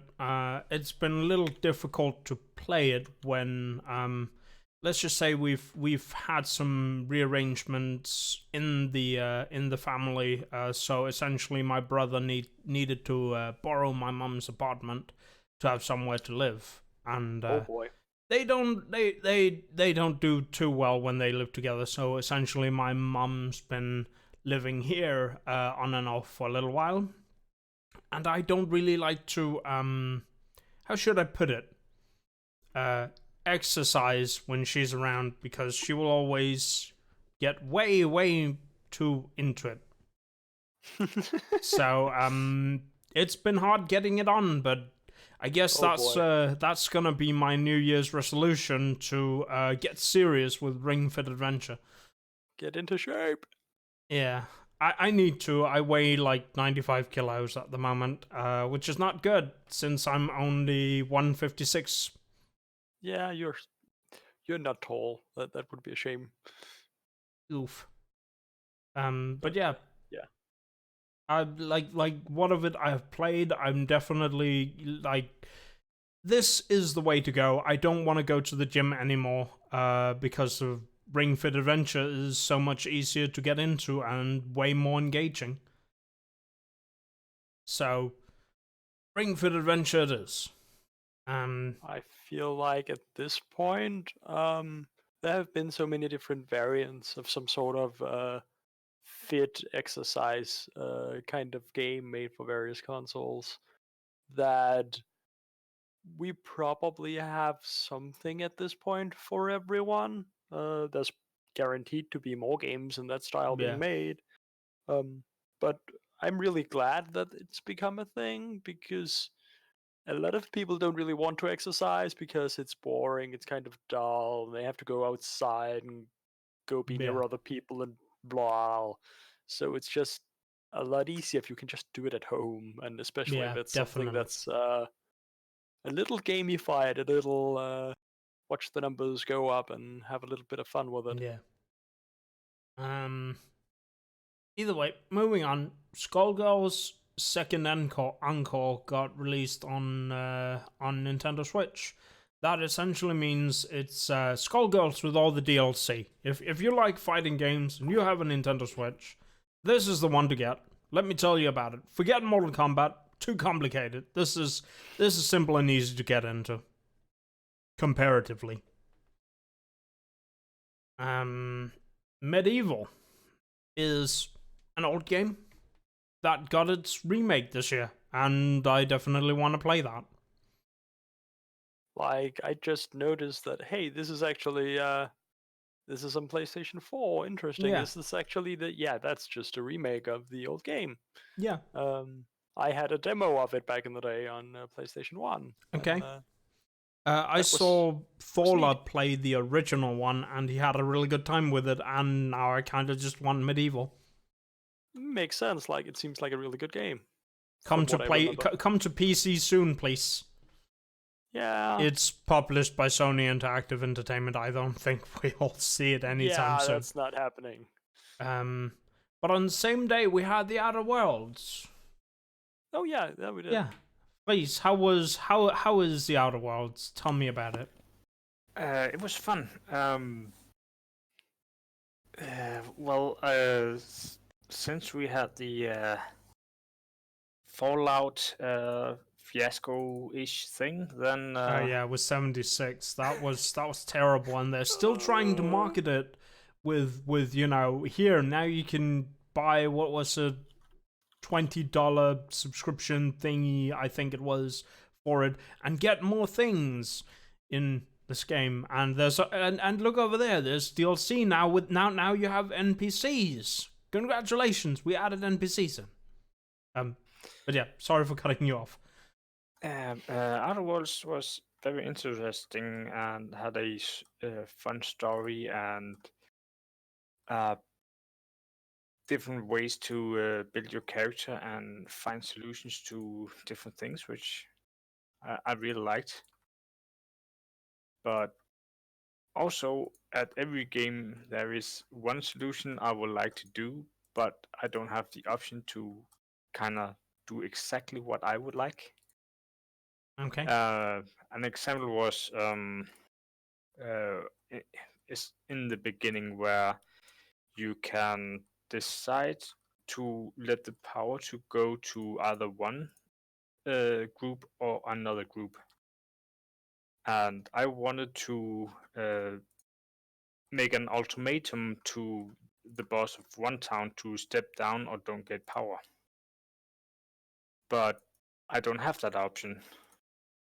So Okay. I was just, okay, fine, I just put the power to this group, and after I put the power to a certain group, I could make the ultimatum that he stepped down for curing the sick in the town instead. And just, this really isn't how I wanted it to go, but I got the end results the way I wanted it to go. Yeah. You didn't get to make the decision in the way you wanted to. You got railroaded into making the decision that the game had decided you can make. Yeah. At least you got the result you wanted. That's better than nothing. I suppose. I've heard that or at least I've seen that the character building system, how you level up and such, is very different from how Bethesda does it. Yeah. How is it different though? Um, you have some skills, which is kind of under a for example, we have sneak, lockpick, and can't remember. Oh, hack. Um, they are under a main group which is called stealth. Okay. So at the beginning, you can put points into stealth, which levels up all three of those skills. Until you get to 50, then you have to use a skill point for one of those, Okay. which is very different since you now have to, if you want to specialize in something, you have to put points into that one. But if you also want to be more all around, then when you get to 50, you are forced to divide your points up or level up more. Okay. So it's different in that way. Okay. Well, I've been thinking I wanted to try it at some point, so maybe I'll get around to seeing some of that in action. Let's see. Super Monkey Ball had a release, I guess. Luigi's Mansion 3 released on Halloween. Oh yeah, that was on Halloween. I mean, why would it not be on Halloween? It makes too much sense. You want to release a Luigi's Mansion game? Put it out on Halloween. It will big sale because Halloween. I mean, a lot of other spook games come out in October and they don't come out on Halloween necessarily. But Yeah, it just made perfect sense. Like, from the looks of it, Luigi's Mansion 3 is pretty much a return to form of the original. And it had fairly good reception. I think some of that may have reeled back a bit after the release. But essentially, I think I'll be picking up Luigi's Mansion 3 sometime soon, perhaps. What more is there? I saw something a little earlier up, but I guess we'll just keep rolling. there's Red Dead Redemption 2. Yeah, on Windows, finally. I don't know. I don't have much to say about it. It's one of the things that are longer down the list. But essentially, this is the game known for being how do you put it? I don't know how to put it, but essentially, there's a lot of long animations in it. So you gotta wait for putting stuff on your horse. You gotta wait for getting onto your horse. You gotta wait for, essentially, all these piggy mid Picking things up from a shelf, and you take 3 years because you have to pick up 3 items. And Yeah. like they put a lot of work into actually making the animations look good and such. But that also implies that they Yeah, they had to make them take long enough to look realistic, and that's well, it's problematic in terms of gameplay because it just takes a lot of time. yeah. Maybe they should Just just have made an animated movie or something. Um, um, but there's also Death Stranding. yeah, speaking of animated movies, this is one kind of like it would have been a lot better if it was a movie or three, because like in terms of how it progresses, it's definitely better suited to be a movie. I personally really enjoy a specific meme about Death Stranding. Which It's one of them? Norman Reedus and the funky fetus. Oh god. Um, yeah. Um, I but mean, yeah, like I saw it good. actually got a pretty good reception as far as I know. Yeah, Uh, Despite how much people were critical of it before it was released. yeah. I mean, if you look at it in terms of like gameplay wise and such, it is like the whole delivery man package gameplay is um I mean, the fact that most of the game is that, and if you boil it down to the stories, or rather the story, it could probably be pushed into a 2-hour movie or something. Probably. And I mean, if you make Death Stranding the movie, I'll go watch it. But I don't think I'll be playing the game myself, because it sounds like a game that takes a lot of time to get through just for the story beats in between. I mean, I know a person who plays it or played it. I'm not entirely sure if he still plays it.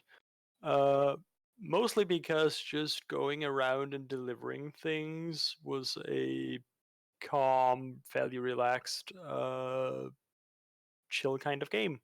Hmm. Um, and not so much for a lot of story and whatnot. He was just having a good time driving around and delivering things and Yeah. such without caring too much. Um. I will say some of those deliveries, like to me, it would be something that gets tedious on me after a while. Yeah, same. Um, I do like its weird concept around weaponizing piss. Also, poop grenades. Yeah, that too. Um, I mean, I wish this was actually a joke or uh, played up for fun or something, but no, not at all. literally the bodily fluids of the main character because he has some disease or whatever is apparently anti-ghost something something something, so scientists can take it and make weapons from it. Hooray! Uh, anyway, moving down the Just seems list. so weird. Yeah. Anyway, moving down the list, the next title that catches my eye is Age of Empires 2 Definitive Edition. That came out this year in November. That's a fairly old game coming back from like the grave, and here you go, it's now on Windows. And I don't have much to say about it. I mean, I loved this game as a kid. I was terrible at it. My two cousins were very much better at this game than me, and we always met up and we had to play this game because this was a game we all loved, but I was always the one who lost first. So yeah, not much to say about it though. I just had to have a moment and be like, isn't this the game that people were like, well, this is a remastered definitive edition, blah blah, and they polished up the graphics, ooh, but it's basically the same graphics. Yeah, I guess. But yeah, like it it's not impressive what they done to it. They basically Graphically, it's upscaled not most of it, impressive. No, I guess. I but mean, it's fine. it looks good. There's some of the crumbling buildings that are really satisfying to look at. Oddly enough, like when you destroy a building, it's just not, it's Doesn't just go poof. It doesn't just go poof and then you have rubble on the ground. No, they have actually, made. Of course, they're not being processed live in the game. They're essentially what's it called, high quality GIFs or movies that play out when a building falls apart. But they look so satisfying to look at when a building just crumbles in on itself, and you can see the rendered physics model of the whole building just going crunch, and then you have the rubble flying everywhere. I haven't is seen that, but it sounds pretty good. I watched a guy on YouTube, Spider of the Law, who actually does in-depth Age of Empires stuff. And some of the mechanics are both very, very obscure and very, very, let's just say, to get hold of the information out of the game, you really require some rigorous testing. I think he did probably, 45 minutes video on how the market trading worked. Not just trading between markets, but, selling and buying stuff through the market as well. Like 45 minutes to explore how that worked and tell about how that actually worked. That's impressive. Yeah. And they've got really impressive mechanics about distance and close and how far away and how cards act between the markets. It's wow. On top of that, he's also done, testing on what's it called, the AI, how the AI, different AIs sort of work and respond, and what kind of path they take when they work through the upgrades. And like comparatively, it's obvious that the newer versions of the Age of Empires 2 Definitive Edition AI is a lot better at, responding to different things than the older AIs. Like all the AIs are apparently in this game, so you can sort of tell the game which AI you want to fight against and what they sort of have in terms of elasticity, so to say. So you can configuration. Yeah, so you can sort of test, like you can play against the Age of Empires, Age of Empires 2, Age of Kings AI, the original that was an Age of Empires, Age of Kings. You can test that one against the Age of Empires 2 Definitive Edition AI, and the Definitive Edition AI will win because it's so much faster and so better at, managing everything. That's not really surprising given how long it's been since then and the leaps made in AI. You could test it against, he tested against one of the first generations of Age of Empires AIs, which, I don't know, it was weird, it was slow, it did some things that were... It loves berries, he kept saying, and I mean, he was not wrong. It really liked to forage berries. For some reason, like the Age of Empires Definitive Edition saved its berries for later and actually got a boost out of that from what I remember in the video. Interesting. Yeah. Next title on the list that sort of draws my attention is the Pokemon Sword and Shield. Yep. And boy, has this one had some controversies. I, at some point, tweeted out that I could not decide, so I will just not get it. And I've been on the fence for a long time. Get Pokemon Sword or Shield and play it, or not get it, because I'm not happy with all of the things that happened with Sword and Shield. Looking back at it, I probably won't ever get Sword and Shield. If I get a Pokemon game, I'll probably get and that would require me to actually get a Nintendo DS as well. But if I'm getting a Pokemon game, it's not Sword and Shield. I'd probably get either Ultra Sun or Ultra Moon, because they're essentially bigger Pokemon games. So that's sort of where I've ended on my whole yes, no Pokemon thing. And yeah, sure, I get it. It takes a lot to add animations to a lot of Pokemon, and that's why you skip a lot of them. But quite frankly, it's one of the biggest franchises in the whole world, and this was supposed to be the big celebration. But to me, it's a bit like a lukewarm fart. And yeah, I get it. It takes a lot of time, but really, they should have delayed Pokemon Sword and Shield to, I don't know, late 2020. I would have been happier with that. But no. I think that people's expectations for the game were just very much one thing, and the development's intention with it was something else. So maybe they just screwed up how they were marketing it, or I mean, yeah, they had a marketing marketing and problem, development didn't definitely. really have good communication to talk about things or something. But yeah, like it didn't really work out as intended.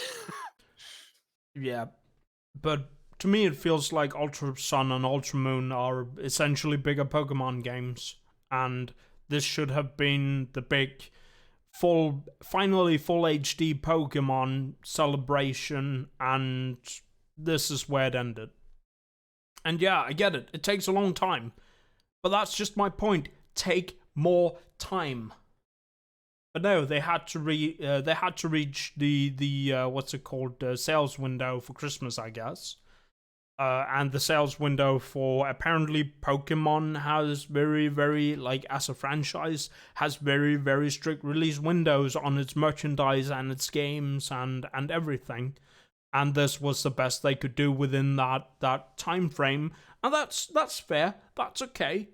It's just not what I was hoping for or wanted. But so I I mean, probably won't be getting Sword and Shield ever. if they had to push it later, either they would have to push it a whole year, or they would have to miss the Christmas sale benefits. Yeah, like I said, they should have pushed And it till what's it called, November 2020.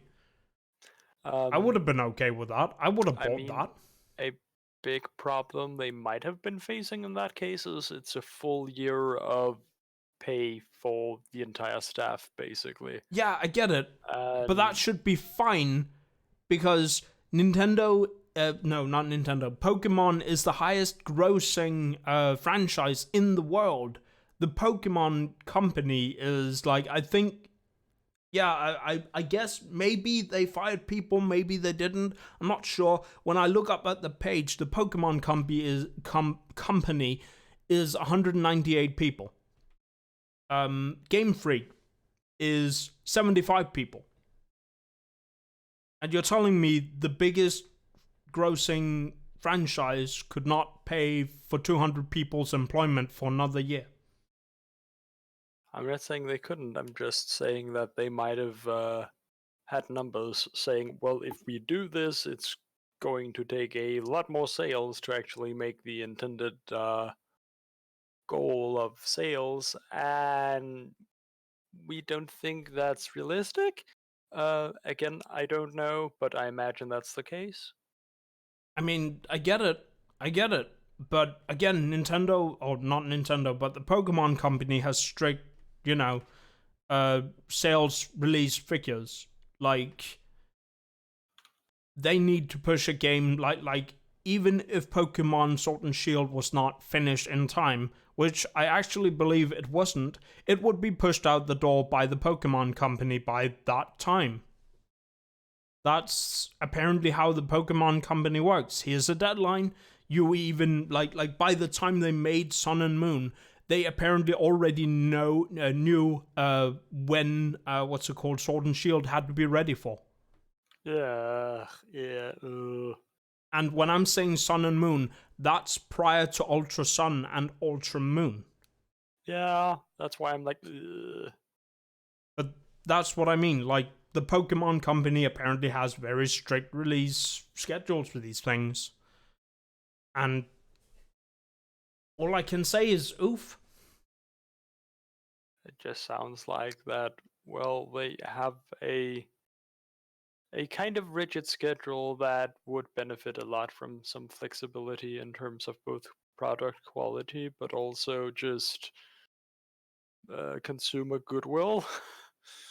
Yeah, but I mean, this is their strategy. This is the one they're going for. This is the one they're sticking with. So, big oof. That's all I can really say. Yeah. Um, but on the same day, we had something else that's gotten, actually been pretty well received. And at the point of the announcement of this game, I didn't actually imagine that it would be received that well. And this is from a company who has gone on record to say that nobody wants single-player game experiences anymore. Can you I guess forgot what? they said If you're that. not, if you're not looking at the stream, can you guess what one I'm talking about? Yeah, of course, it's Star Wars Jedi Fallen Order. Yeah. I mean, there were two options on the same day, so. Yeah. But like this has been very, very well received apparently. From what I can hear, what I've heard around in the communities that I take part in. I want to play this. I've been trying to avoid spoilers for it, so it will be blind-ish play. Unfortunately, that also means that I have to dodge streamers that I like to watch, which is a little annoying, but that's all I can say. That's fair. I don't remember even hearing about it, but that's also because most of the time I'm like, something something Star Wars. Yeah, I don't really care. Yeah. Have you seen episode 9 yet? I haven't even seen 8. Oh, oof. Okay. We need to fix that one day, but I don't really care. okay.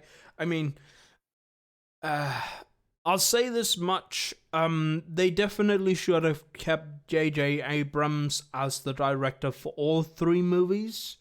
Then 8 and 9 would probably have come out a lot better. Like, I've heard some people be like, 8 was really terrible and was not nearly as good, blah, blah, blah, but 9 sort of patched things up okay, so it's Yeah, how fine. do I put it? Like you go into you watch what is it, 7, and then you go into to 8, where 8 sort of retcons a couple of things. And then you go into 9, where 9 retcons a couple of things back in there.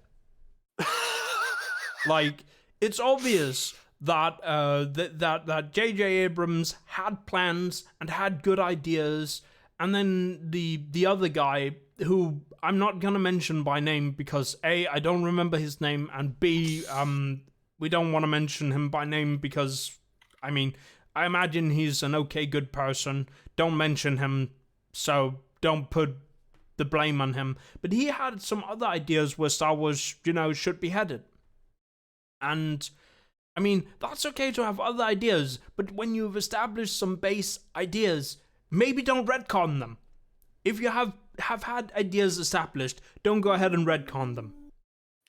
But Oh, J.J. now Abrams was brought back into 9, had to patch up a bunch of things, and had to, sort of do a bit of nostalgia tripping, I suppose, in order to, justify certain things. oh boy. But yeah. You talking about retconning things had me remembering some discussions I had a while ago about Avatar: The Last Airbender and The Legend of Korra, Oh, right, yeah. and there was this guy who just kept insisting that no, no, no, there was no retconning. Well, okay, there was a little retconning, and Korra's totally good character, blah blah blah, and Nah. the rest of us were just like, no, no, no, the Legend of Korra just took everything that was good about Avatar: The Last Airbender, retconned 80% of it, and shat on the last 20. Oof. I mean, most of Korra was, mired by indecisive, not production, but indecisive decision on how much Nickelodeon wanted. Like at first it was like, we want 2 seasons. No, we want 4 seasons. No, we want 3 seasons. Now you're only getting 1 season. Okay, go ahead and make 2 seasons. Okay, you can make a 3rd one. You know what? We want you to find space for the last season. And that's totally essentially a problem, yes. Yeah. But a lot of the problems also came in the very first one, because basically the very first episode of Legend of Korra takes the Avatar as a character and just turns him upside down, because, hey, Korra is a child and whatever, toddler, and apparently she has 3 of the 4 elements. And Aang had to practice for months and months and months with like some really high quality teachers to learn each one of them one at a time. Yeah. And just no. Uh, That was just so dumb. Cola Dragon says here, I believe it's very sarcastic. Jar Jar Binks is the best character ever in Star Wars universe. Yeah. No. Jar Jar Binks is really a very powerful Jedi. Thanks, yes, please. That's I mean, that theory that's actually a Star Wars theory that he is he is a Sith, but like I don't know what happened. I think it was or at least the theory on the movie pod goes that Jar Jar Binks was supposed to be, a loved character, and because he's a loved character, it would be a super huge twist that he was a Sith Lord. He's a Sith Lord. Oh, Yeah. spoopy. And like if he was, a very loved character, that would have made sense. That twist would have made sense. But he wasn't a loved character. He was, in fact, a very disliked character. So the end result was that Lucas sort of had to rearrange a bunch of things. Yeah, let's just ignore that part. That wasn't the plan anyway. Yeah.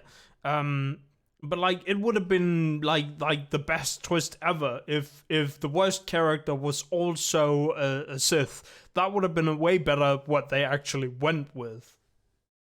Like Jar Jar's just a really dumb, really incredibly silly comedy relief character.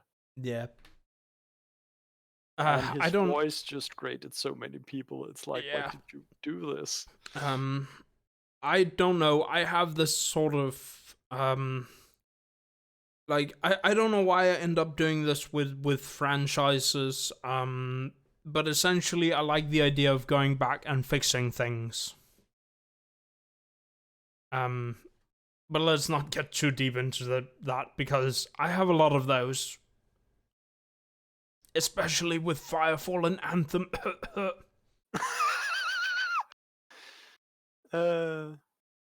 Like Anthem, like if you look at it, Anthem and Firefall have a lot of similarities. Both of them are failed games, yes. But they're both concepts that I sort of like and would like to, turn into something valuable. But that's never gonna happen. I just had a moment where I went back to the list and was like, where did we come from again? And I was like, Star Wars, Fallen Order. Right, Star Wars! Tokyo Ghoul had a game this year. I didn't even know it existed as a game. I've only ever seen the anime. I saw the first season and then it was like, yeah, okay. I saw the second season, I guess. The second season of Tokyo Ghoul is kind of critically panned, I guess. But I liked it, I mean, the first one wasn't particularly well treated either.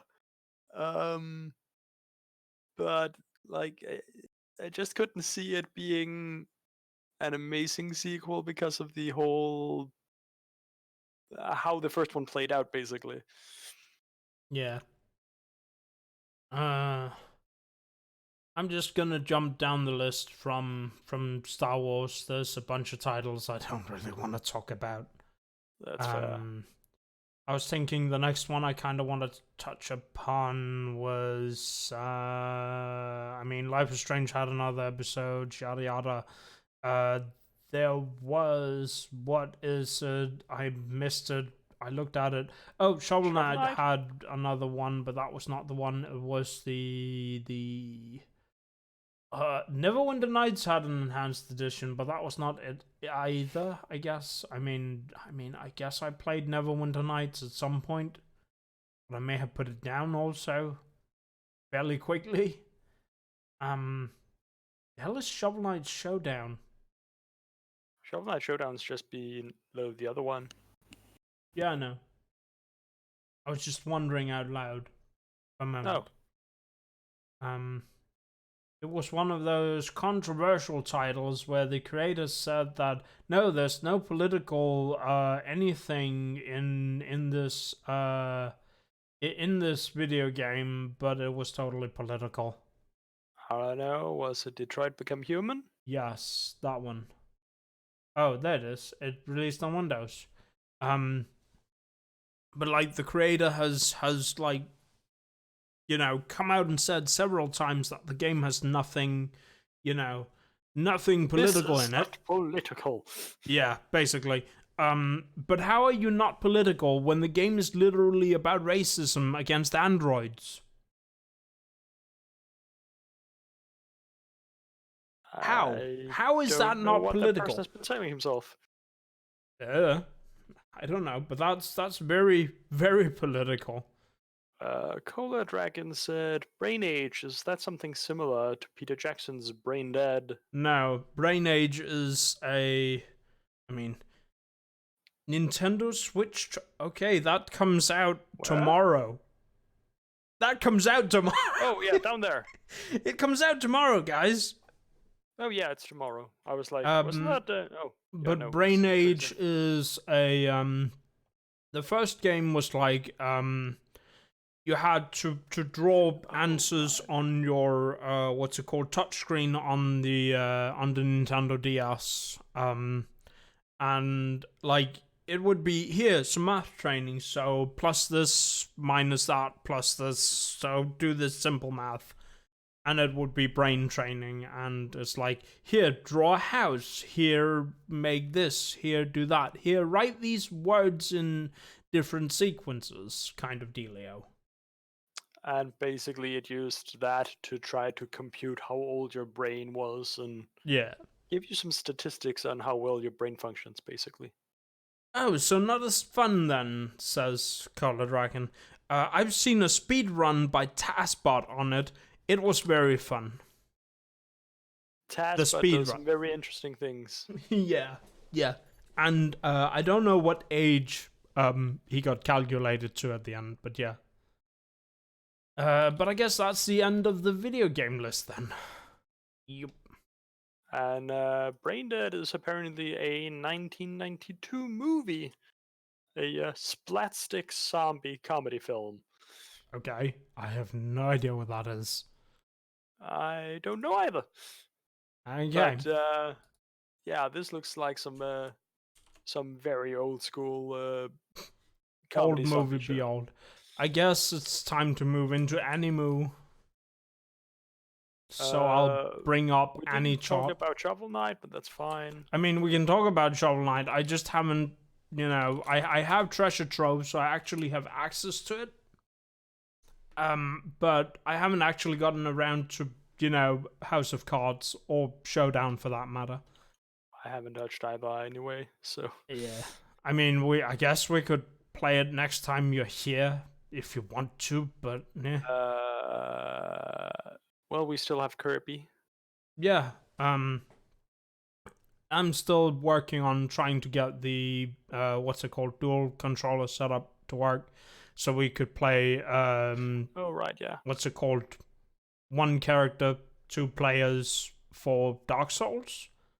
The issue is I've updated to input mapper version 1.7, and 1.7 has a bug, so I can't emulate what's it called, keyboard strokes with my controller on that one.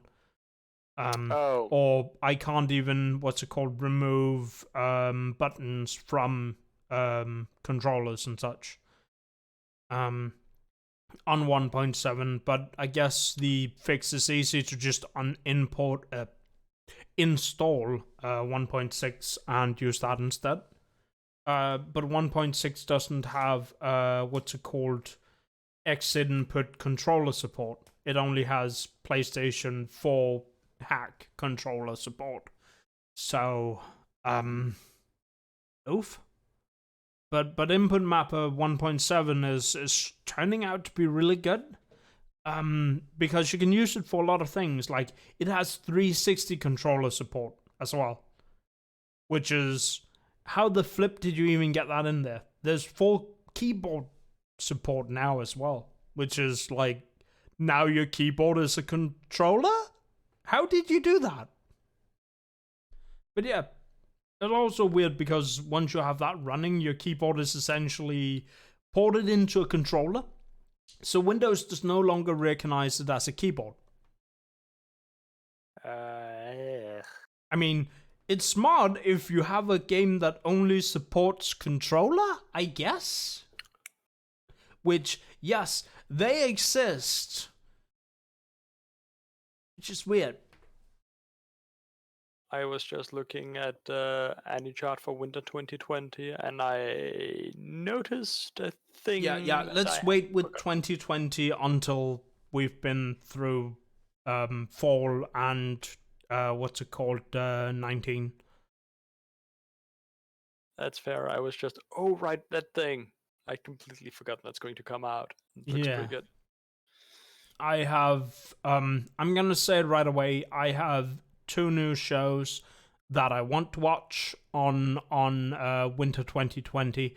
I have one that you told me to watch, so I'm gonna watch one episode, and I may probably most likely drop it afterwards because the trailer didn't actually, like, yeah, I get it why people watch this, but this ain't me, bruh. So I guess we'll move into fall 2019. I mean, the obvious one, top of the list, is Boku no Hero Academia Season 4, which, I mean, that's been terrific, and it's gonna extend into the next winter season. And no, it's like I said, new anime for the winter season, so this one doesn't count in that.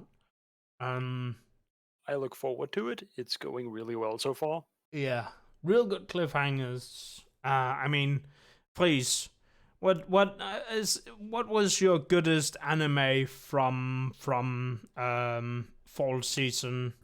Do you have one at all?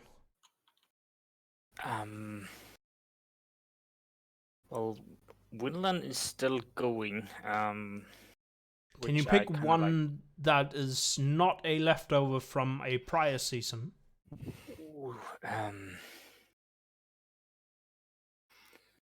Yeah, that's kind of hard. I'll think I will go with. What was it? Bookworm.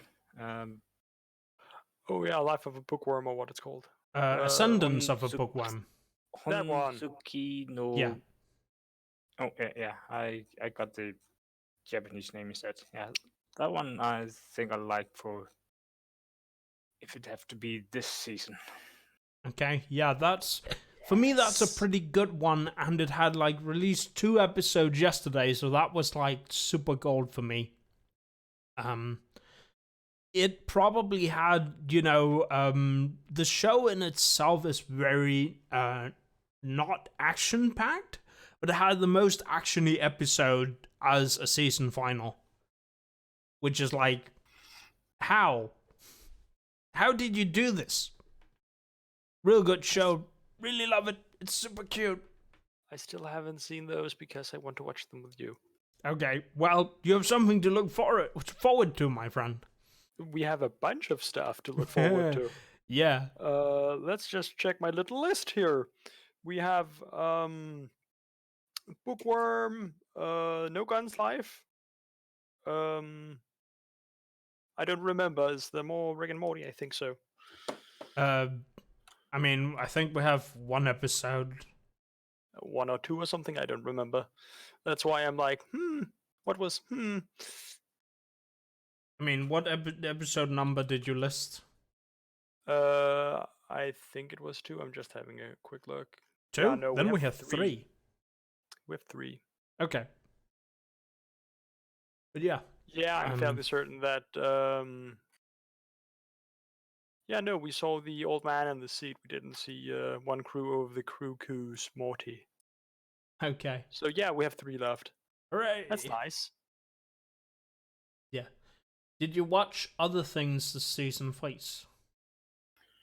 Not that much.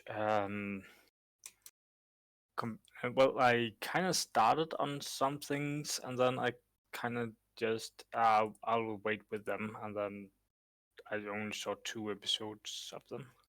Okay. But else we have, well, most of them are from previous season. Yeah, leftovers. But they're like Yeah, super good leftovers. I mean, Dr. Stone and Dr. NN no Stone was so good. Shobutai, they're both like super good ones. And like the next episode of NN no Shobutai is airing in 19 hours from now. So that's like the final of the season. No, there's 24 episodes. The next one is 23, Oh, my bad. Then we have 2 left of that one. which is great. Yeah. I want more. Yes. I mean, I can see why. Speaking of wanting more and anime from fall season, I started watching Fate Grand Order Setai Maju Sensen Babylonia like 2 days ago. Okay. And I'm like, I thought this was a regular like 12, 13 episode thing, and I thought it was actually all out, but no, it's 21, and episode 12 is coming out in like 8 days. Oof. And I like that thing really just surprise caught me because I watched like the special first and then episode 0. And I was like, okay, yeah, I'll just watch one more episode. And then there was a cliffhanger, and I was like, okay, I'll watch episode 2 also last night. And then I was like, God damn you, this cliffhanger is even worse. Okay, I'll watch one more episode, then go to bed. Like that really caught me. Like I was, God, that was actually really good. I'm not a particularly big Fate fan, mostly because pretty much all of it is like, well, you have to know the games in some capacity, and I don't. Um, Oof. but it's kind of an interesting world, and some of the characters are pretty neat and such. Uh, but Grand Order is like, if you know some of the earlier anime series, it's actually really good. Like it gives you some backstory for what's going on, and it's not entirely necessary, but it's very good to have. But it's like, well, the world is coming apart. The future of all of humanity is like pretty much burned away, so we somehow have to fix things. It's kind of interesting. Basically, time travel back to ancient times where Gilgamesh was king and such. It's pretty cool stuff. Okay. I also watched, it's not done yet, Mairimashita Iruma-kun, which is basically a kid who was slave worked by his parents, ended up being sold to a devil for money, and then he becomes the grandson of this devil, who is the chairman of a devil school, and then he has to attend this devil school, and no one has to figure out that he's human. Have fun, and it's ridiculous, and it's just comedy. Okay. In many ways, it's just really silly, really stupid, and not particularly good, but it's some good dumb humor if you ask me. It's Okay. probably not your thing though. Oof. Um, we also watched the Ascendance of a Bookworm. I still really want to watch more of that because that's like that's the kind of slice of life I totally really want more of. Uh, it's rare to get something that high quality, if you ask me. Yeah. Um, I don't know if the animation is considered quote unquote high quality. There's definitely some points where they've cut some corners, if you ask me. yeah, But the story is really good and worth it, and I hope they press up the visuals for season 2, because it's actually already been announced for season 2 apparently, oh, which is good. So hopefully we'll see that maybe at the end of 2020 or in 21. Who knows? no idea. And the animation itself isn't amazing by any means. It's just the story and the characters I really like. Yeah, It's slice of life in a way that really engages me, and I typically don't really like slice of life. yeah. Um, Um, I was also looking at the Africano Salaryman, um, and I don't remember why, but okay, as far as I remember, it's just good fun comedy with animals being office workers. Um, at some okay. point in time, I might look into that, or I might just drop it. I don't know. Yeah. Fairy Gone had a season 2 this season. Yes, I don't know how it managed, because that show is terrible. Like, season 1 was a complete crash. I saw the first season, and then I ended up being like, why did I watch all of this? Like, this doesn't cover anything. What happened here? I think after 4 episodes, I quit on Fairy Gone. Like the first episode drew in attention enough to get me to watch more, but by season 4, I'd lost all interest. Oh, right, yeah, I've also been watching Shokugeki no Soma, Shin no Sara, Ah, right, Food Wars. um, because I like Food Wars. Um, I've been recommended it like 3, 4, 5 times, and I've never gotten around to watching it. I like it varies a fair bit, if you ask me, but I just kind of like following along with it, uh, and watching the growth of the various characters as they learn how to make more different things and such. Okay. Um, and the ending of this season in particular has been very well. I've gone through all of these things and all of these experiences with all of these people, and thanks to that, I learned different things that made me capable of making this amazing dish that is like more mind blowing than anything else.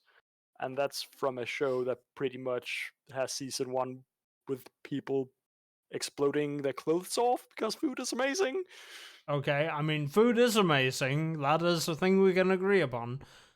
But, Not enough that not your enough for me clothes to just lose my go clothes boom. for it. Yeah.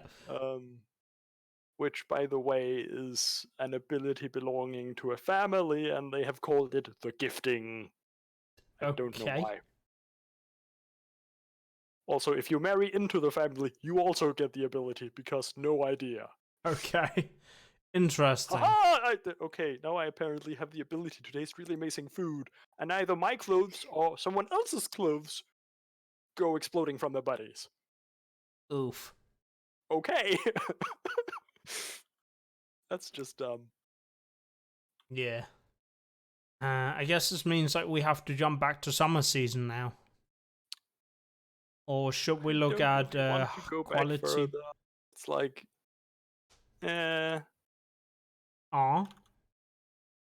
Should we try sorting by score rather than popularity? I don't know. I'm just kind of tired at this point. Okay. I mean, I kind of wanted to go anime.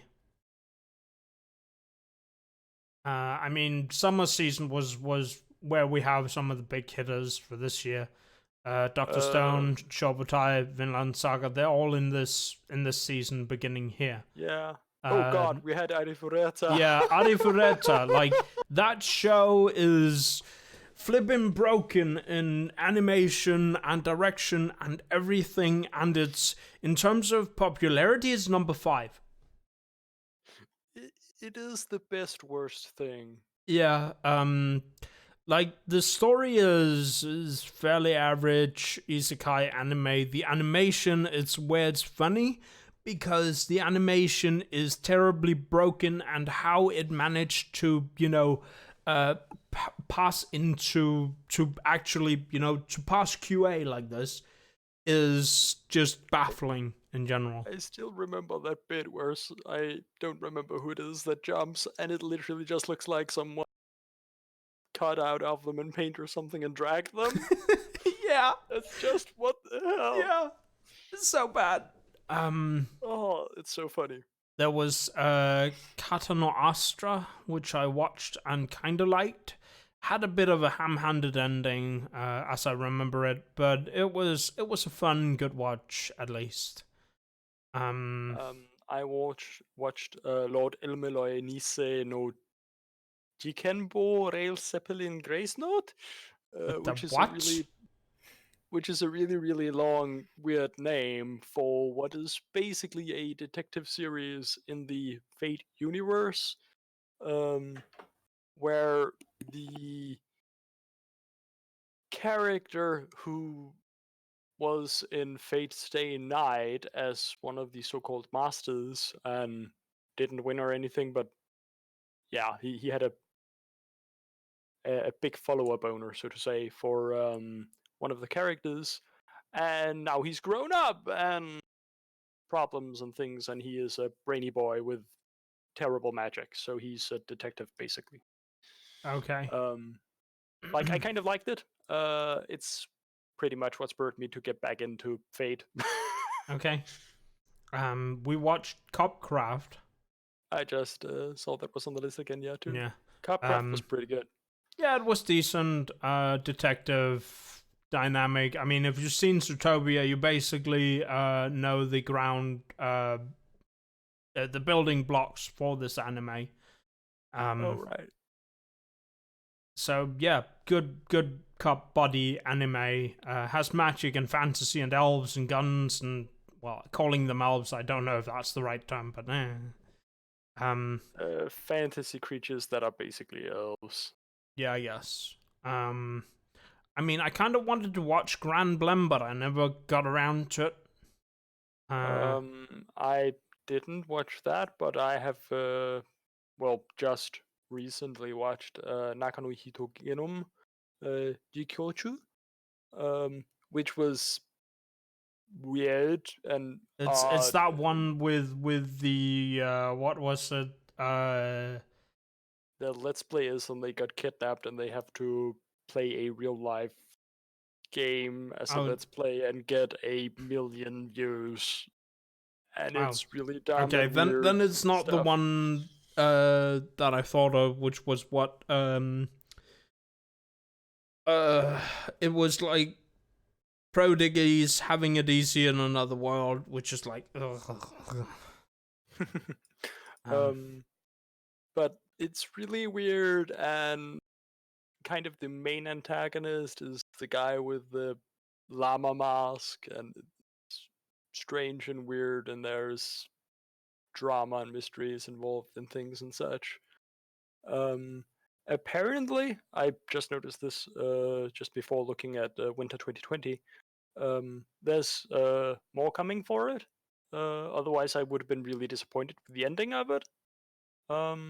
Because it Okay. basically goes, "Hey, we're continuing." Okay. Well, you sort of just introduced a bunch of new hooks, but you didn't do anything with them. Okay. But yeah, I kind of want to watch more of that, just to figure out where it's going to end up going. I also saw Bem, which I wouldn't really recommend it. It's a weird. Well, it says it's a horror supernatural thing. it kind of is at the same time. It's vaguely some mystery, crime solving sort of thing. Not really. It's kind of weird, and like all the important characters are never really explained why they are the way they are, because they're not humans. But what are they then? Well, we have this name, we call them. Okay, why do you call them that? I don't know. Where do you come from? I don't know. Oof. So that was a little disappointing in the end. Okay. What does Um, what did Freeze watch the summer season if he remembers that he hasn't mentioned already? Is it just Vinland Saga? Oh, yeah, I think so. Okay. Oh, Mao Sama retry. oh, you've watched that one. Let's see if I can find it somewhere here. Oh, there it It's next is. to Cupcraft. Okay. Want to talk a bit about it, or is it just meh? Hmm. I guess it will become more interesting if the story went on, but at the moment it's just kind of meh. Okay. It's kind of what I expected. Okay, I guess we're jumping back to, and this is where it gets weird. Let's click here, and then I hit 19. Oh, you want to go back to Spring? Yes. This is 19? spring 19. Yeah. I mean, it's easy to just poke spring 2020 and type 19. This is where yeah, we no, had but it's just it's a long time ago. Yeah. We had Kimetsu no Yaiba, part 2 of Attack on Titan season 3, and One Punch Man season 2. Helpful Fruits Fox. Basket. Yeah, Fruits Basket. And Helpful Fox, Senko-san, which, like, that was so good. yeah, that was really good. Self care series. This is the healing show of the year. I guess. Oh, right, we had Fairy Gone there too. Yeah, that's the beginning of Fairy Gone, which is kind of oof. One Punch Man season 2 was kind of mediocre. Nothing really happened. It feels like JC staff was just put on to make a season 2 to drag out time so fans wouldn't completely forget that One Punch Man exists. More or less. Kimetsu no Yaiba was probably the best one of that season. Yeah. Attack on Titan season 3 is sort of it feels like if it doesn't end next season it gets, then it's then it feels like it's close to ending ish. It should probably end quite soon, yeah. Otherwise, it's either going to end up incredibly open-ended, everything is not covered anymore because we just added a billion more things to talk about, Yeah. or it's just going to fall flat on its face and be like, well, now we ended it. Yeah. Just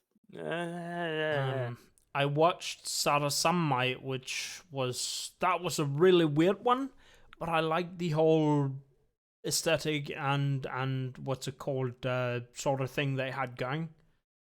But kind of weird anime. I think. Oh right, I watched Mayonaka no Komuin. Yeah. That was kind of an interesting. Mayonaka no Occult Komoyon? Yes, that one. That one. I can't the last word. Please help. Komuin. Thanks. But yeah, it's kind of a weird, interesting thing. And it's basically, well, we're government workers, and all these, well, fantasy creatures live alongside humans, and it's our job to figure out how to make everyone happy in this case. And tiny spoilers, the main character can apparently talk with all these creatures, which all the others cannot because it's a super rare, super special power.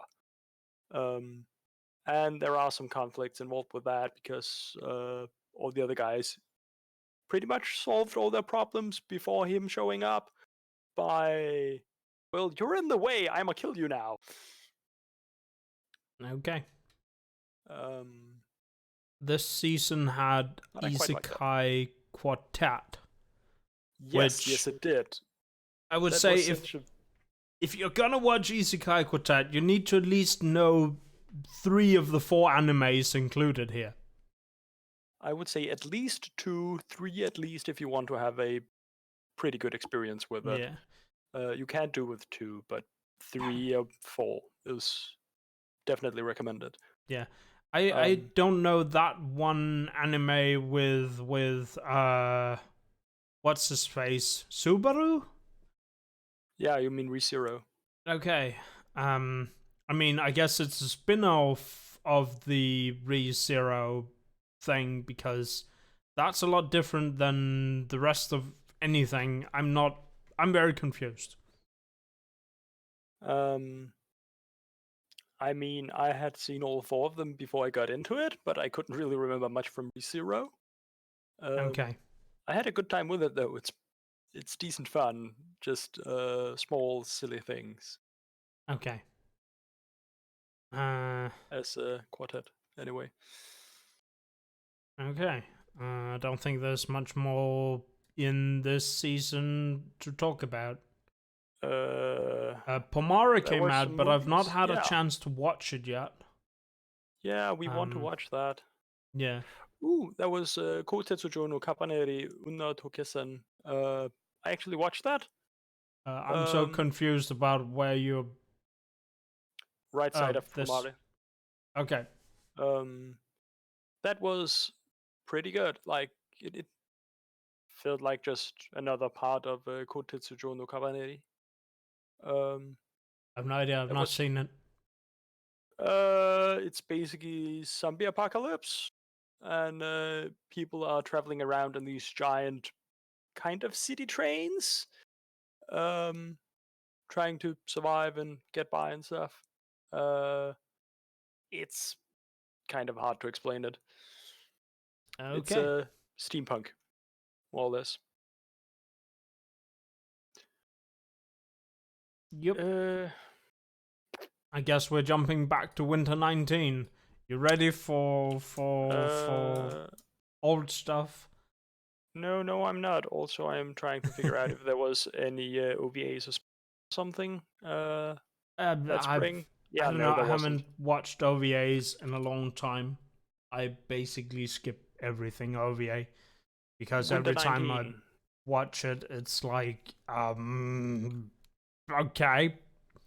But this one had I mean, I guess we kind of forgot to ask Fleece what he watched in spring 19. Oh yeah. There was only Kenja no Mako I've watched as well. Kenja no Mako. If I can find English, it. Oh, that English one. title was Son of the Grandmaster. Something like that. I'm trying to find it, but I'm like... it's below One Punch Man. Oh, my bad. It's that popular. Apparently, I guess. But it was only like popularity doesn't say anything about quality, fortunately. I mean, if you look at Sword Art Online is what summer season's second most popular anime, but the quality is like, that hurts. Why would you do this? Though the quality rating is quote unquote high because people make quality ratings based on what they like. Ish. I don't know if you want to go over Kenja no Mako real quick. I kind of like the story, but again, I would like to see more before I can kind of say if I really liked it. Okay, you watched all 12 episodes? Yes. Okay, so basically you need another season to know whether you like it or not. Yeah, kind of. That doesn't spell well for the anime, if you ask me. I can't really tell if I really like it or not because well, it's isekai where he is reborn, but he has a lot of knowledge and magical power, so he does some things in the world. There's some character progression and romance and evil characters that he fight against. So that it's interesting, but I don't know if you can call it that interesting. I guess it's I mean, from what you describe, it's basic isekai stuff, really. Yeah. So, I mean, yeah, but basic isekai can be good and it can be bad. Like, what was it? Was it last year? We had what's it called? The one with the slime, Yeah. or was it this year? I can't remember. I think that was last year. That one time I got reincarnated as a slime is the title, Yep. and that's like fairly basic. But it's also like one of the better isekais of that season. So you can it get was a away with some leftover in, basic Winter stuff and 19. still make it very good. What did you say? It was a leftover in Winter 19. Oh, okay. It's a fall 18 thing. Okay. I guess we're jumping on to Winter 19. That's where we have Tate no Yusha and Neverland, Mob Psycho 100, Dororo as well, with some of the big hitters. Yeah. And Tate no Yusha was really good. Yeah, it was. Though it got controversy, and people tried to cancel culture it. The hell out of it because it's got rape in it, but then you look at Sword Art Online, which is like it had actual rape in it, and Tate no Yusha didn't, and people still liked Sword Art Online better than Tate no Yusha somehow. Though it is just terrible. It is currently listed as the #1 anime of the winter season, 2019. So yeah, I certainly enjoyed it. it was good, really good. I liked the take. It was like most how do you call it, isekais, they go in all hog with, hey, he's the good guy, so everyone likes him character. Where Tate no Yusha starts in the opposite end. He's the good guy, but nobody likes him character. Yeah, he's just And for an isekai, that's like, I don't know if it's been done before. It may have been done before. But like it is has. probably, but like that makes it feel like that it's, you know, a very different take than most other isekais. Like, I mean, we had have a very different take here in the fall season with what's it called, Bookworm. But like Tate no Yusha is very, very different as well. So Konosuba. It had a movie. Well, I was just thinking about Konosuba compared to Tate no Yusha and Bookworm.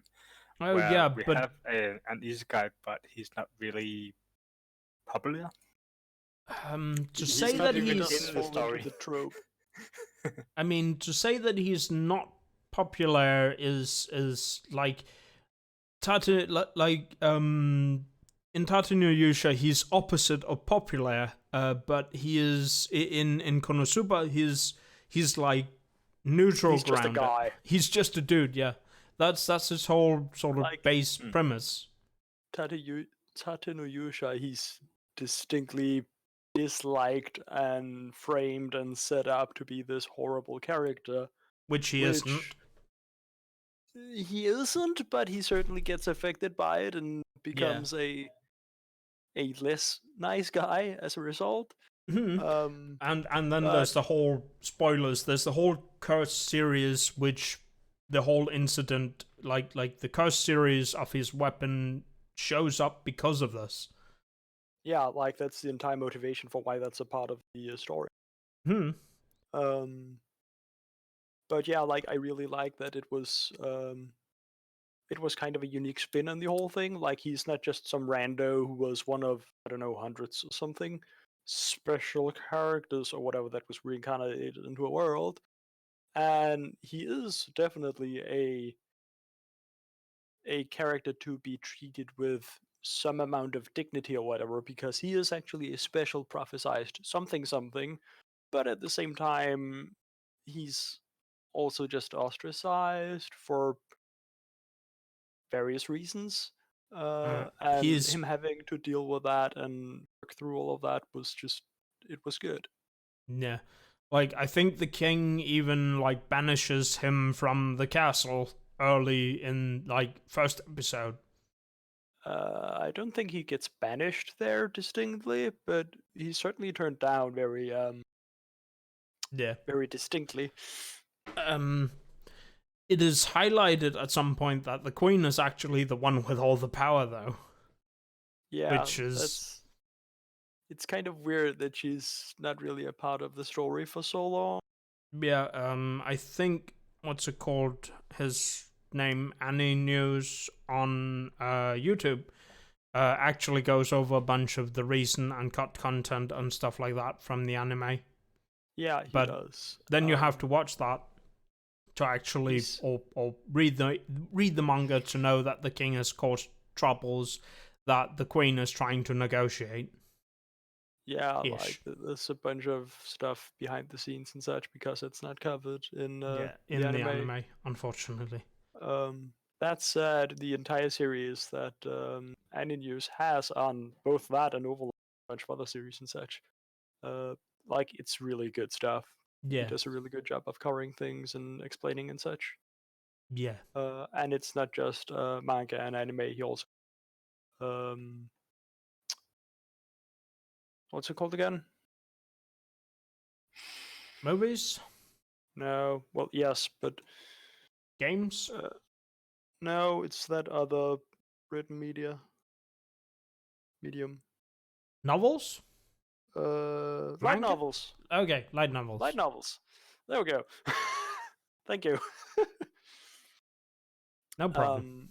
And like there are differences in all of them, and he actually ends up comparing them and going, "Well, this was there and that was there, and so and so." Um, Generally, he just has some good content uh, for filling in a lot of those holes. Yeah. Um, Mob Mob Psycho Psycho? season 2. It was really good follow up to season 1. Um, I don't think there's much to say. I like the direction the characters sort of taking in, I I suppose. mean, it's very different from the first season. Yeah, it is definitely. Also because, well, all the important characters, so to say, have already gone through some amount of evolution, some growth. Um, Personally, I just preferred the first season. It felt more cohesive, I guess. Hmm. Uh, There's a to lot of me, focus on Mob's own character and some focus on Reagan that the first season didn't quite have. that's true. Like the second season is a lot more, should we say, focused internally on the main characters Yeah, than the first season. But the first season also had to set up the whole world and such. yeah. Um, I don't know. Did any of you watch Neverland? I did. I know.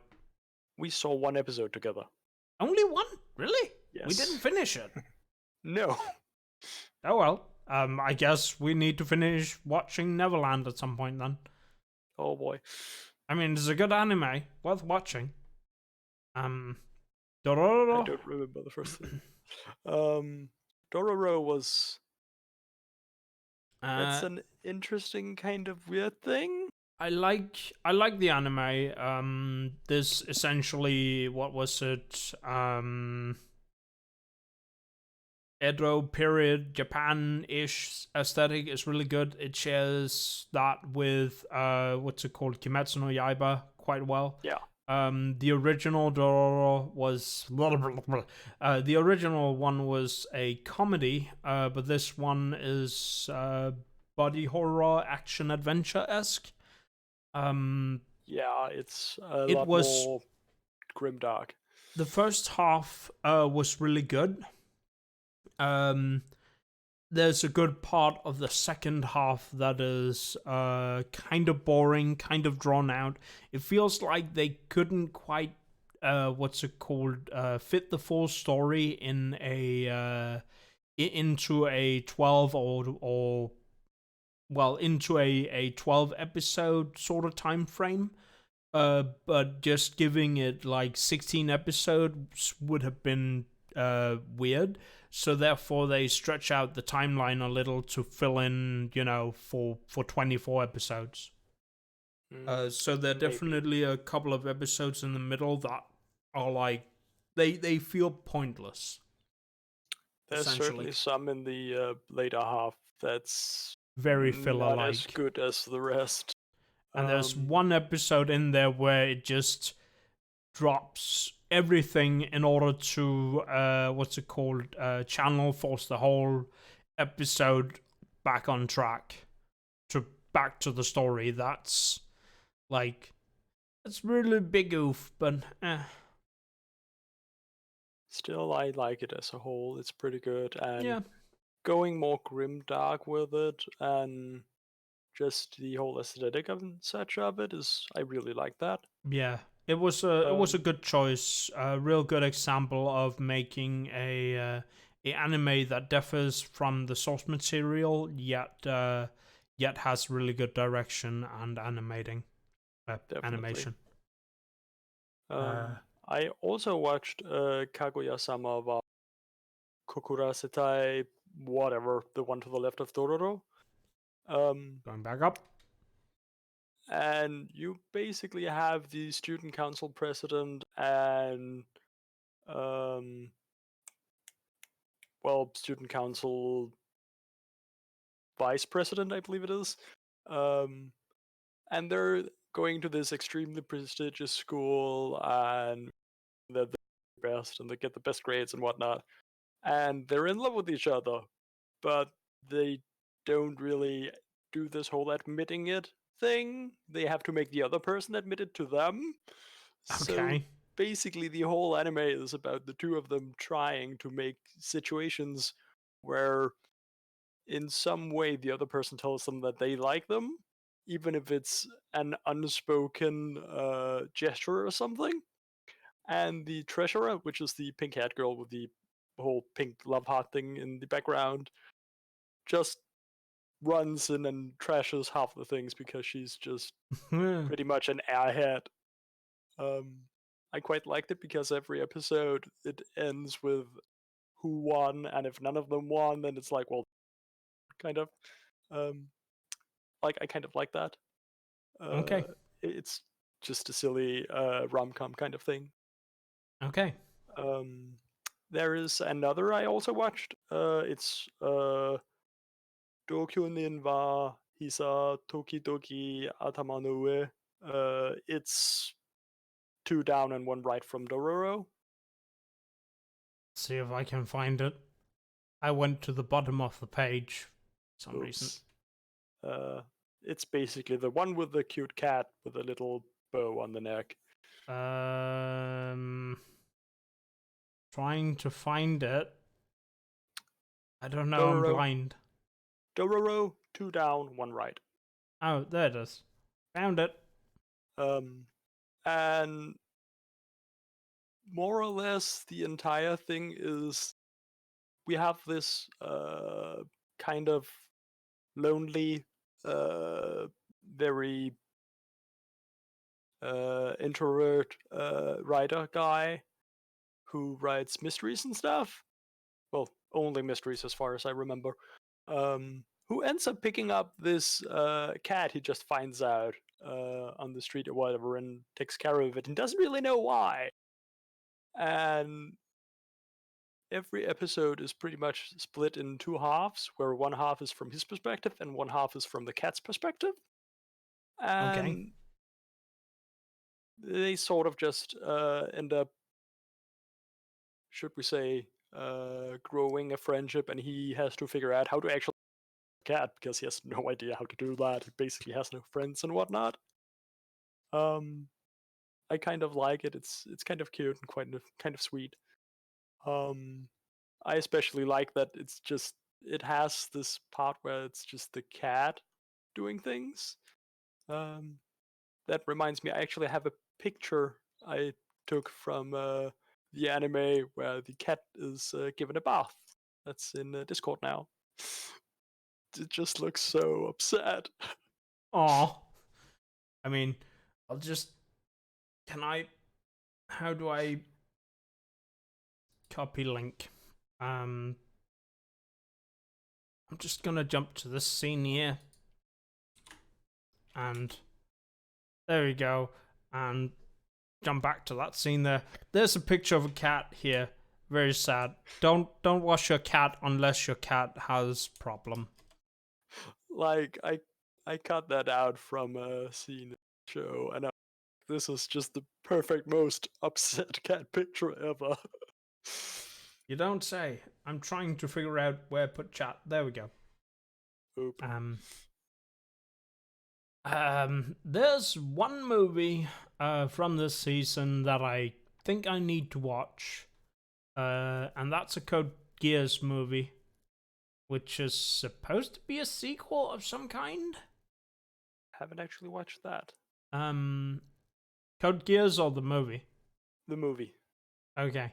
Yeah, me neither. I don't know if it's a sequel to a what's it called, to another movie, or if it's a sequel to yeah, it's a sequel to another movie that I haven't watched, but I'm unsure if that movie is just Code Geass again.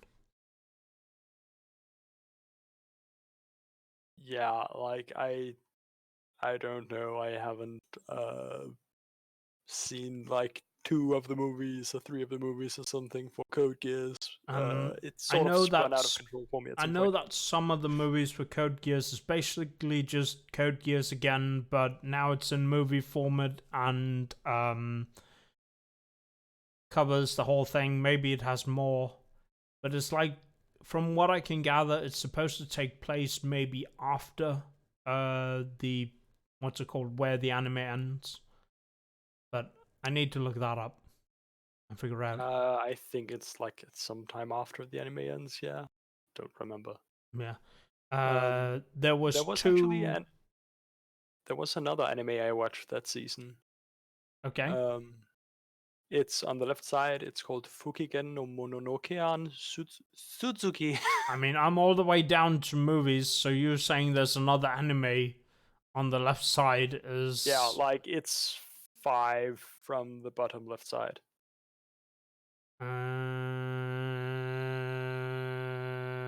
There it is. It doesn't really say a lot.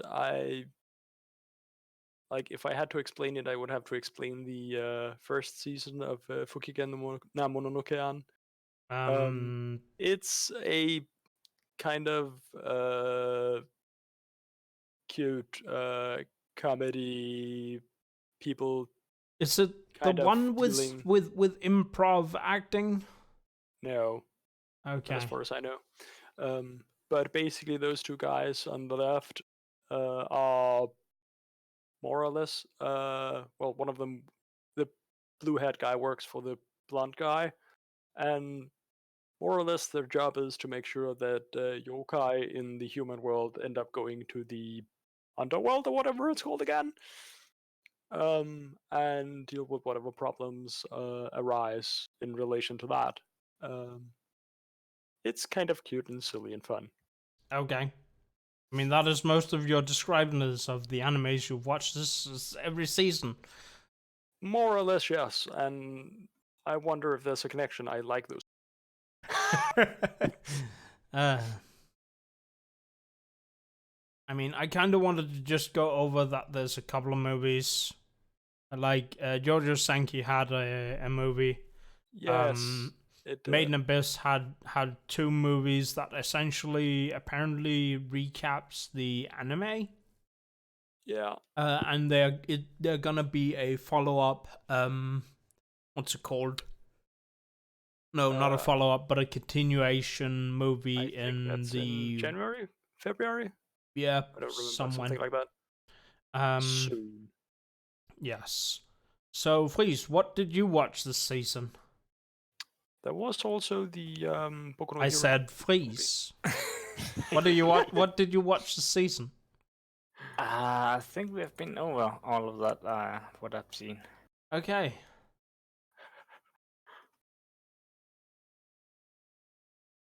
So Yes. that would be it. I don't really have anything to add because I have we've been over it. You've Okay. been over it. Yes. But I like how I said, please, what have you watched this season? And Qatar starts talking.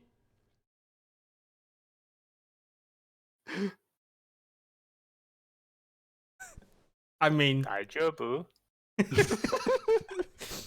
for as long as it's not the Arnold Schwarzenegger version, Daijo boy. go home. No, I am home. Oof. I mean, but yeah, you're not wrong. That there is a two small specials about the My Hero Academia movie released last year.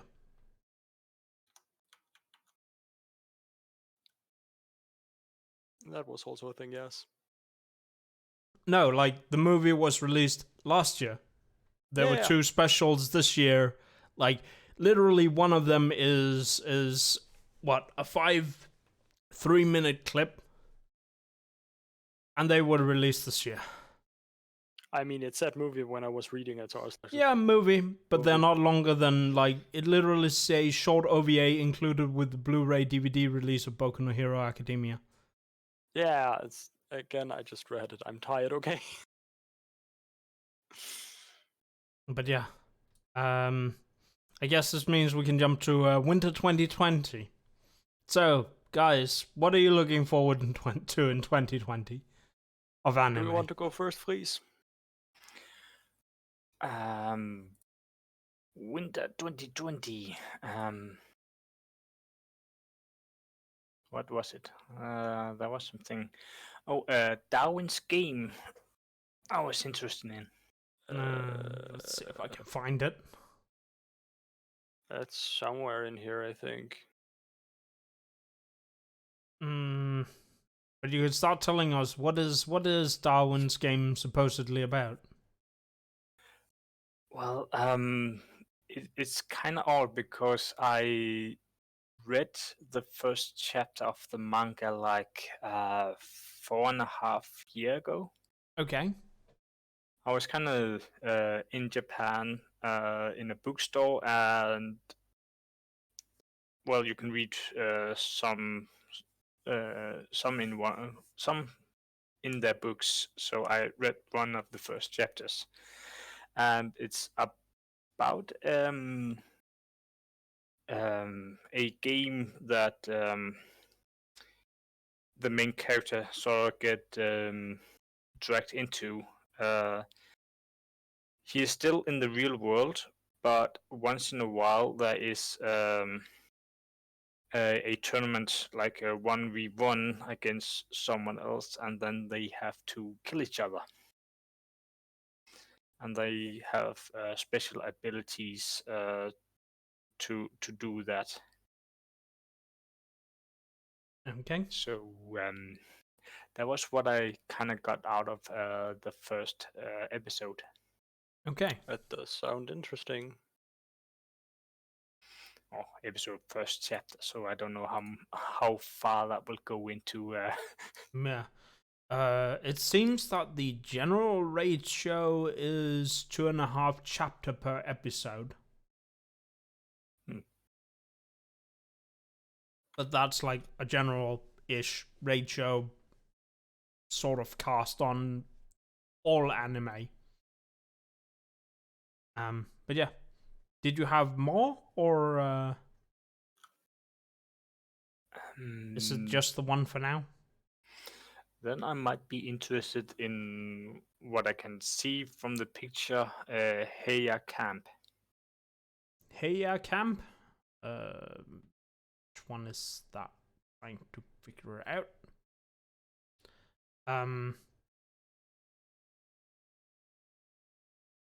Kinda can't find it Oh, anywhere. TV short. TV short. Okay. Is it a short? According to this one, Oh. mini spin-off series of Yuru Camp. I just saw it was Mahjong. Okay. Ooh, mahjong stuff. There's also Isekai Quartet this season. Next Number 2. season. Yeah.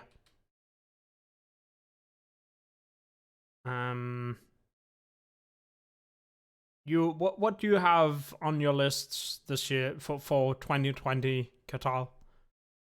Haikyuu to the top because I've seen Haikyuu and it's just an interesting.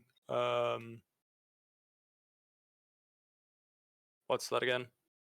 Volleyball anime, Okay. kind of like that. And there was Somali Tomori no Sama, right side one down. Yeah, definitely. I have that one too. I don't remember why, other than the trailer for it just looked cute and sweet and interesting. Yeah. Now I kind of want to watch Darwin's Game also. There was something with the Dorohedoro, which is the next one from Darwin's Game. I don't remember why. There was something with that was interesting.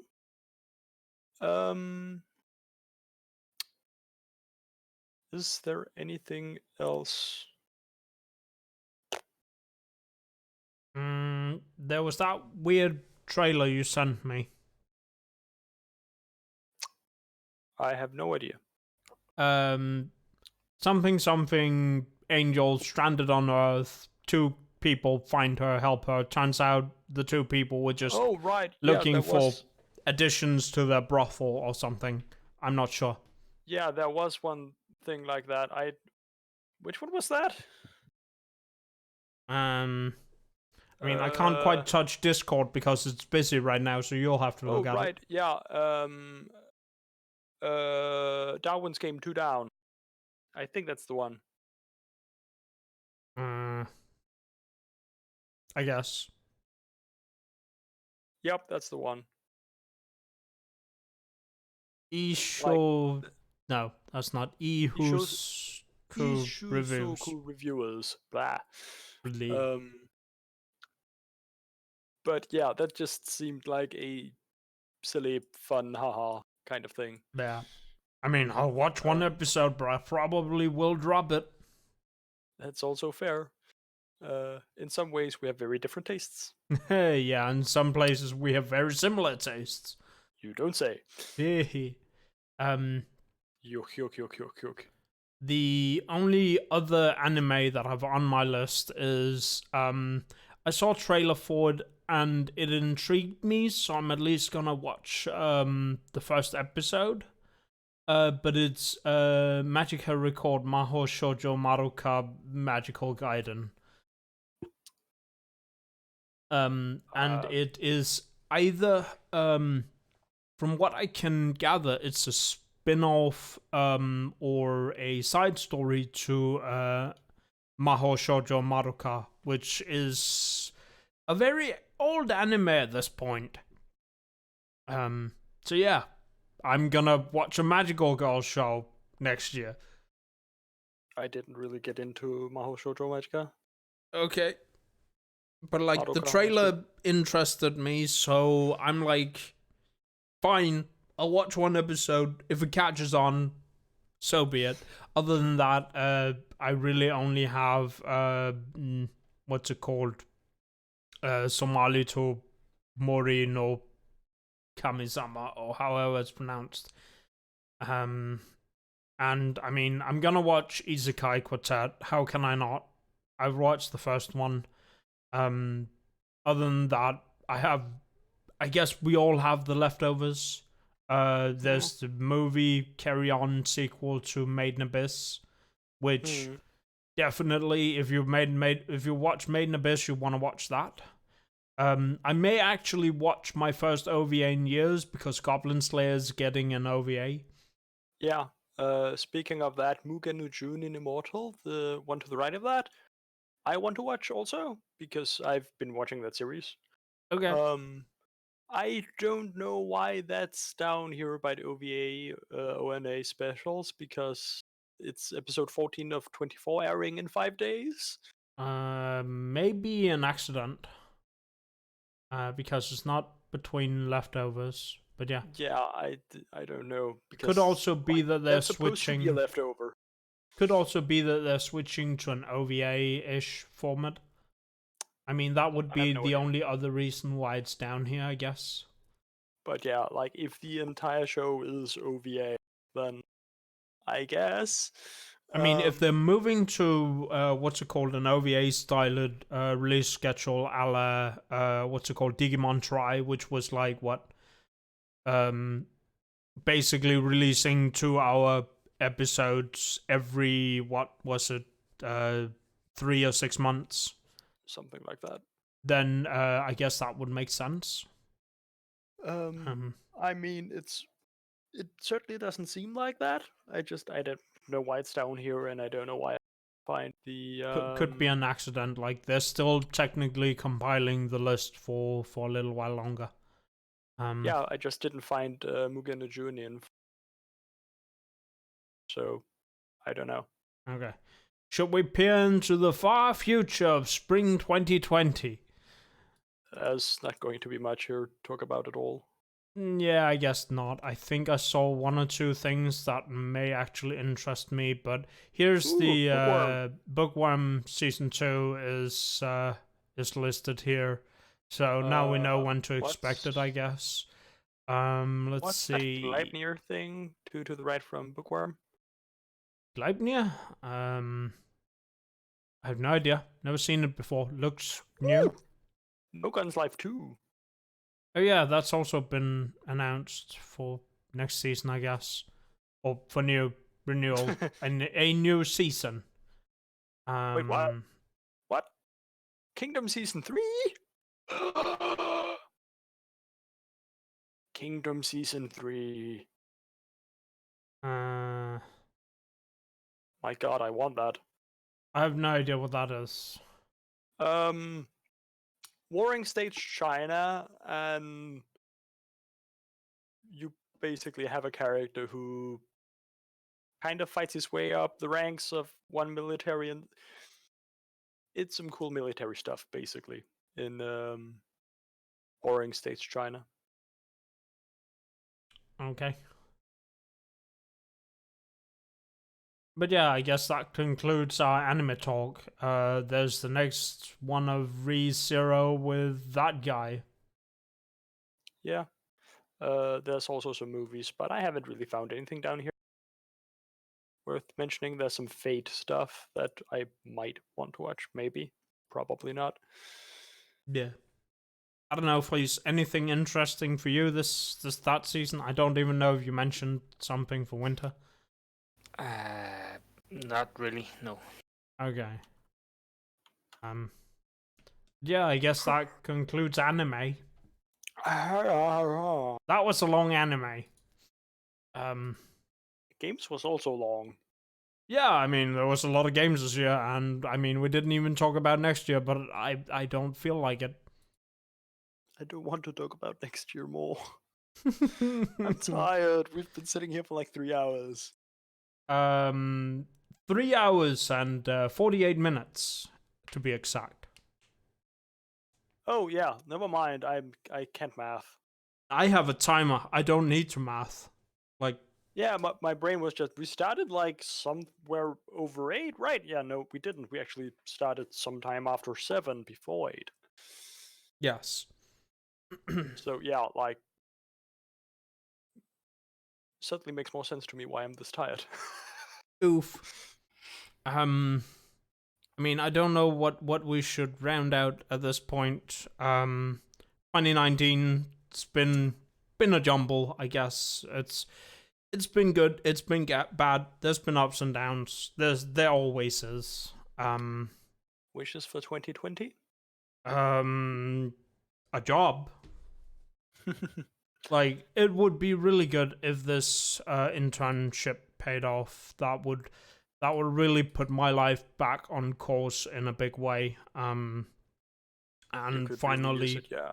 yeah, and finally, I'd be able to not having to rely on my mum for financial support year around, and I can finally start paying back the debt that I have kind of accrued towards her because she's paying my nearly everything. So, yeah.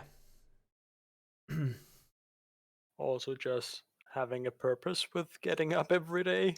Yeah, I mean, just getting into the specialists have really helped with that. Like, that has put my life back on track big time already. But, like, having a job, an actual full job would, well, even if not full job, actually, it's gonna be part time. But having part time is gonna make my life a lot better in many ways. And not having to be foot chained to the job center is just the biggest service, really. So yeah, That being dependent on the public is pretty good. yeah, very much so. What about you, Katal? How is next year your last year of school, or is there more to go? I have 1.5 year left Okay, for my bachelor's, and then we'll see if I take a candidate degree for another 2 years. okay. Good luck with that. And that's just assuming everything just go through as is without any problems with exams and whatnot. Um, as for my hopes, I mostly just hope that I get through university okay. We have the big second year project coming up next semester, and well, I have Wednesdays where I have to be at uni from 4 till 8 in the afternoon at night, basically, uh, which is not going to be fun. Okay, Um, and it's a big group project, and I hope things go well, basically. Um, other than that, yeah, I'm mostly preoccupied with university, and that's it, pretty much. okay. So, please, what about you? Not much next year. I'm not going to Japan next year. So, mostly because of the games and prices will go up for everything. So, Okay. Wait, Japan has what? Japan, Tokyo 2020 Olympics. Oh, okay, yeah. So Oh, the prices for if you go there next year, prices are gonna skyrocket. Most Yeah, likely, yeah. yeah. So I can see why you wouldn't go then. I will attempt to avoid that. Yeah. any hopes for promotions or Um, well, that I guess I will have my script up and running that we can use more in the company, so I might get more out of that next year. Okay. That will kind of be it. Nothing special, unless we make some anime week that we are missing. I mean, Haven't if you done want that to, for a while. we can. I mean, I'd be up for it. I have no direct plans for Japan, so I will have more opportunity next year. Okay. Like, I'm really mixed about the idea of having Anime Week because I'm not sure how much time I will have for it and energy and such. And Um, I also don't have any plans right now for when or where or how and such with summer vacation. Um, so for me right now, it's all sort of, well, I have no idea. okay. I mean, I imagine we could probably do something during summer vacation, but also I don't know anything about if I even have. I mean, maybe I have days off I can take, maybe I don't. Yeah, But I'd be that's up for it. I'd love to. well, according to the newer rules, then you have vacation days, even though you start uh, when you start on the job. Yeah. Oh, right, yeah, you get that immediately. Well, I definitely won't spend them immediately. Um, because Yeah, like there no, might be a like 3 months of wait period, or there may even be like more than that. So Hmm. by the time I actually get the job, we could be midsummer. And if I start simple mid job, idea. then I definitely, if I start job midsummer, then I don't know. I don't think I'll be taking what's it called, summer vacation right after getting my job. Yeah, like getting a job and then immediately going, well, I will just need to take a week now because I have plans. Very much just signals that you're not serious about the job.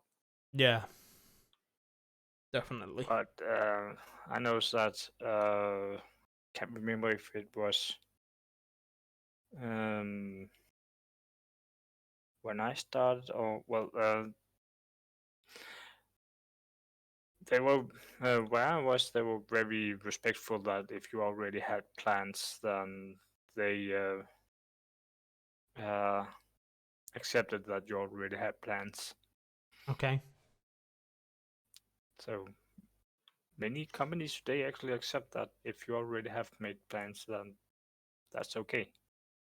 Okay. Yeah, just Still, it it just doesn't seems like feel right.